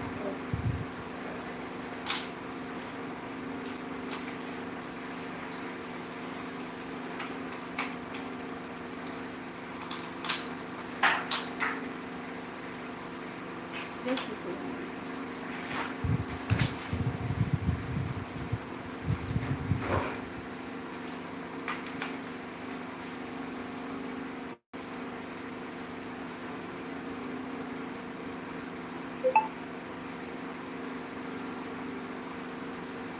Keep your head.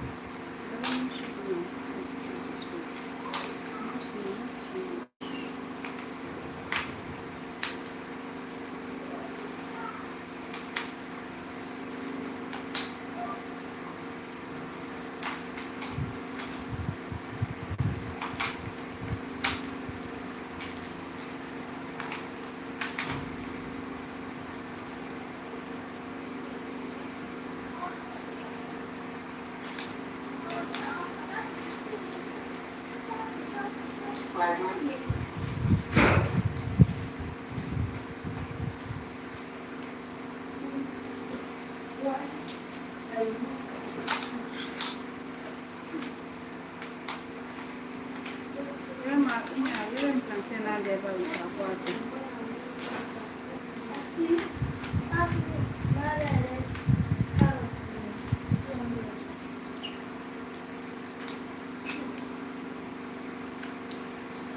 You're gonna keep it. You're gonna keep it. You're gonna go and erase. 500, 1,000.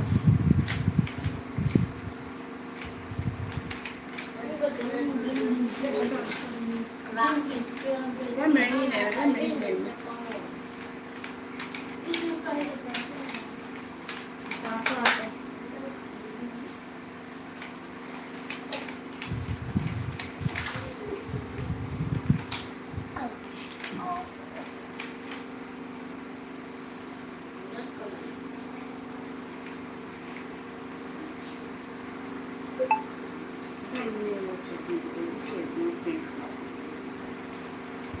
Please, Tom, my waist is already paining me. I just missed my interview because of all this hair around.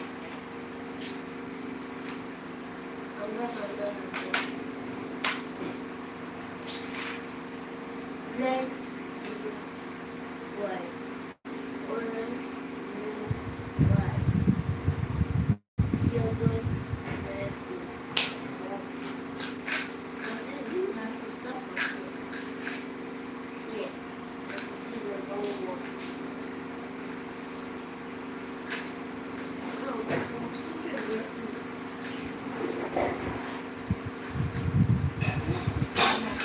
Ah. This one. Where is she? I mean,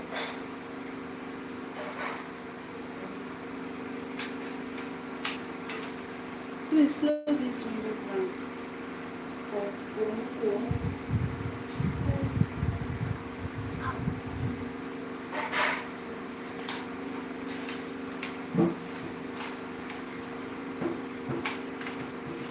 I want the cup.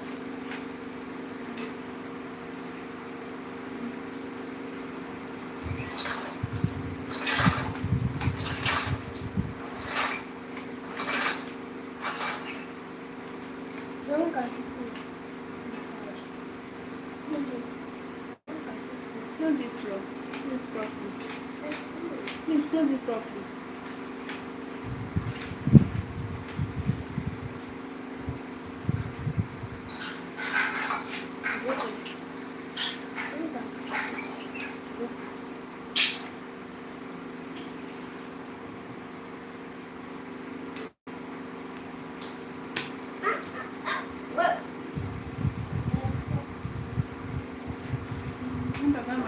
I'm also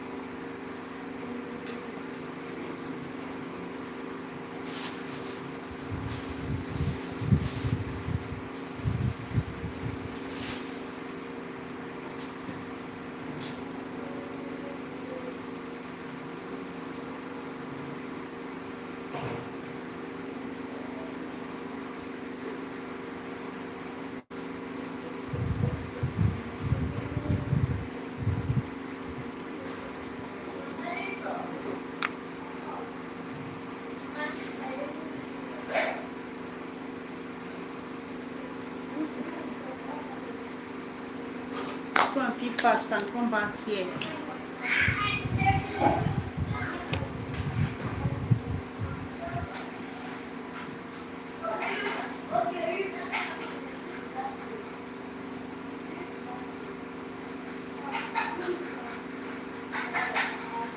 Hello, Andy. How are you doing? Bali. Banido Dollar. I can't even pronounce your name. I'm sorry. Banido. How are you doing? What's up? God, I feel so sad, honestly.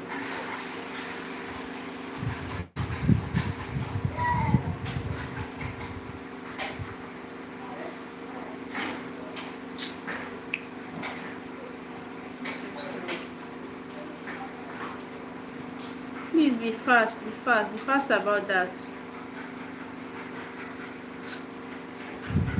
I don't joke with my clients, honestly. If I'm working for you, I put in my all. And anything that will make me leave a negative impression for any client, I used to avoid this. Thank you so much, guys, for liking it. I'm taking this to this side also. Taking this to this side. So we can achieve this C curve that we already established here. So come.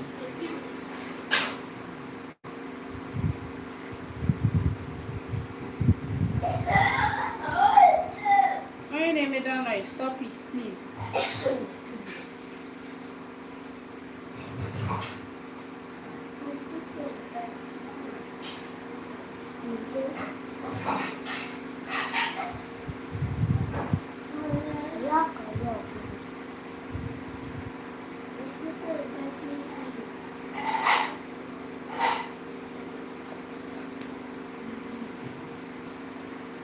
Exposing yourself.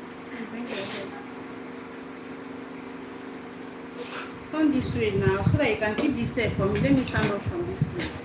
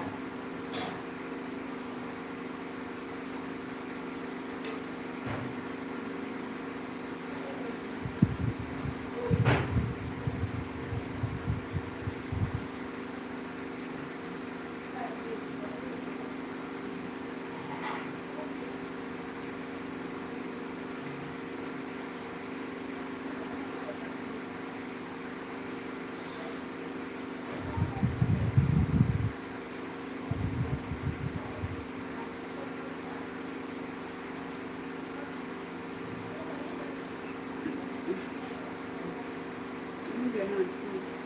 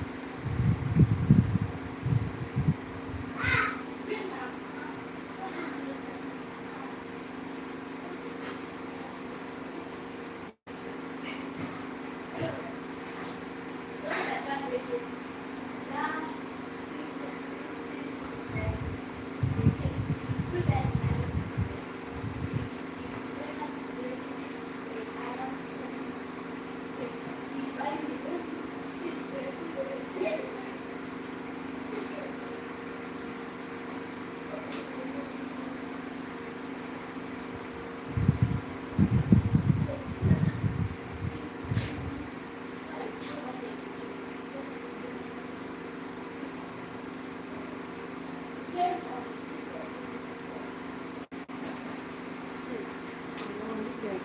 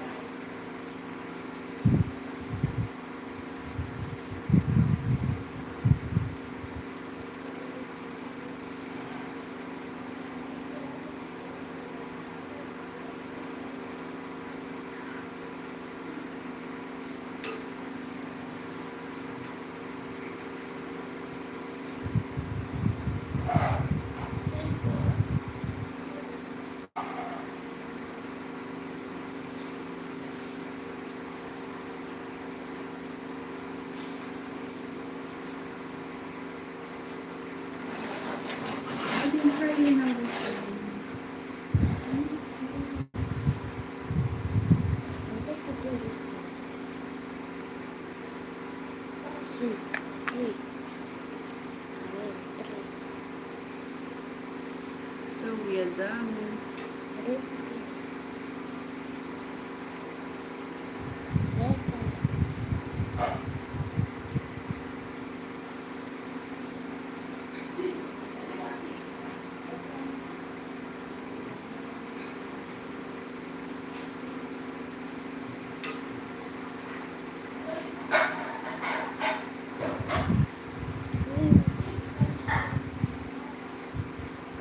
There's no need to put it now. You want to put it?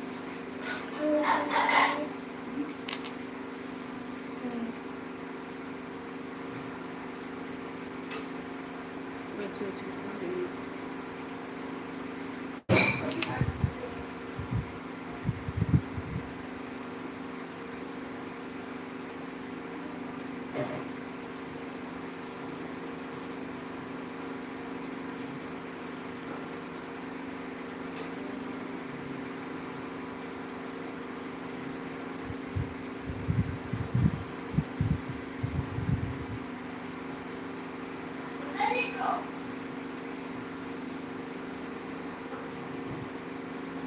But putting those, you're not putting everything. Putting those very short.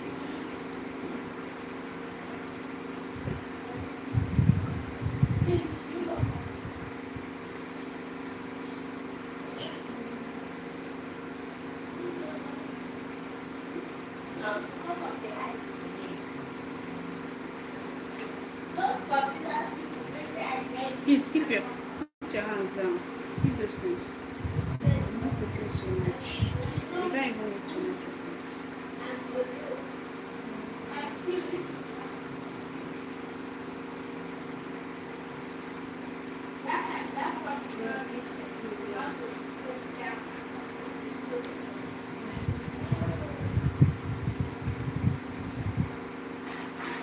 No, that's enough. This guy.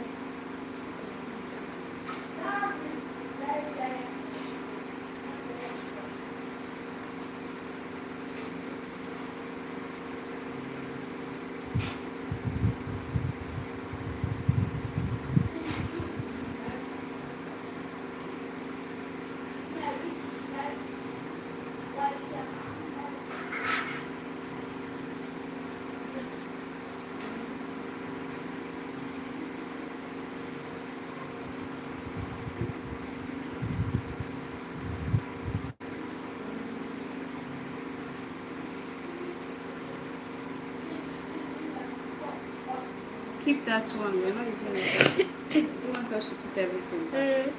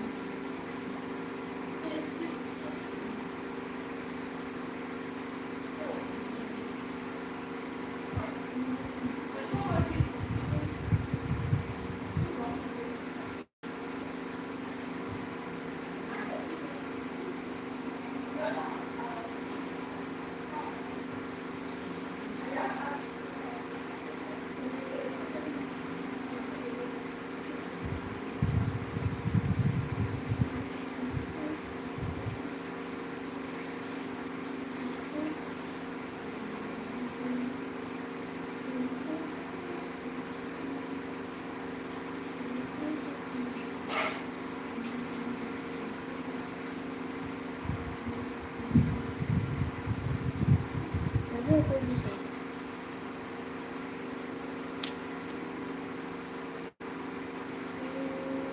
No, that. You can't do this. I think this is enough. I don't know. I want to pack everything. Only that doctor. Don't do this.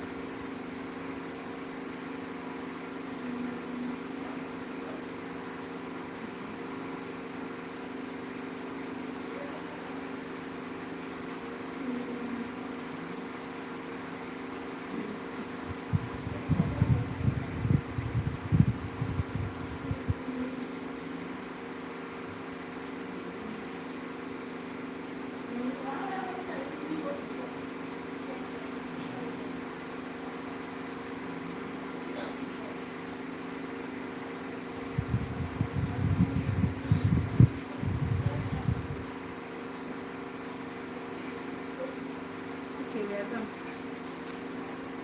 Okay. Sorry, I need to buy your stuff.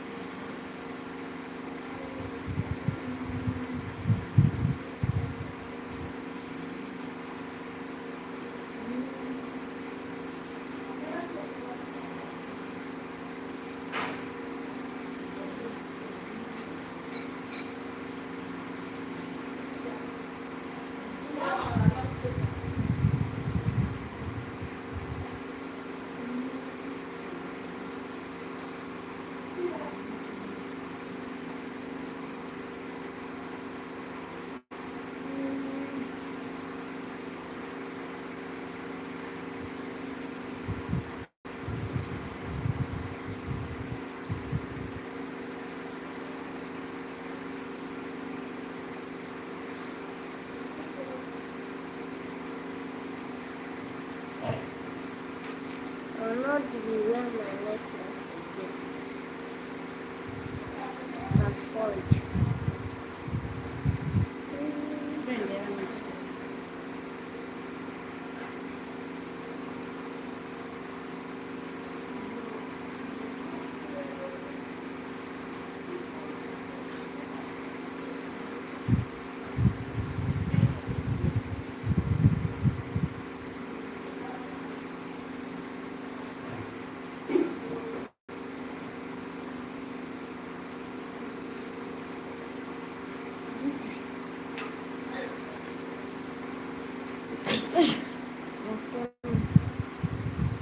You're welcome.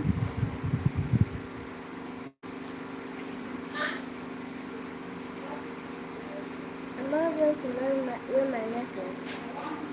Is it good then? Huh? Is it okay now? Okay, how do you want to wear it? Huh? How do you want to wear it? Mm. Oh, wow.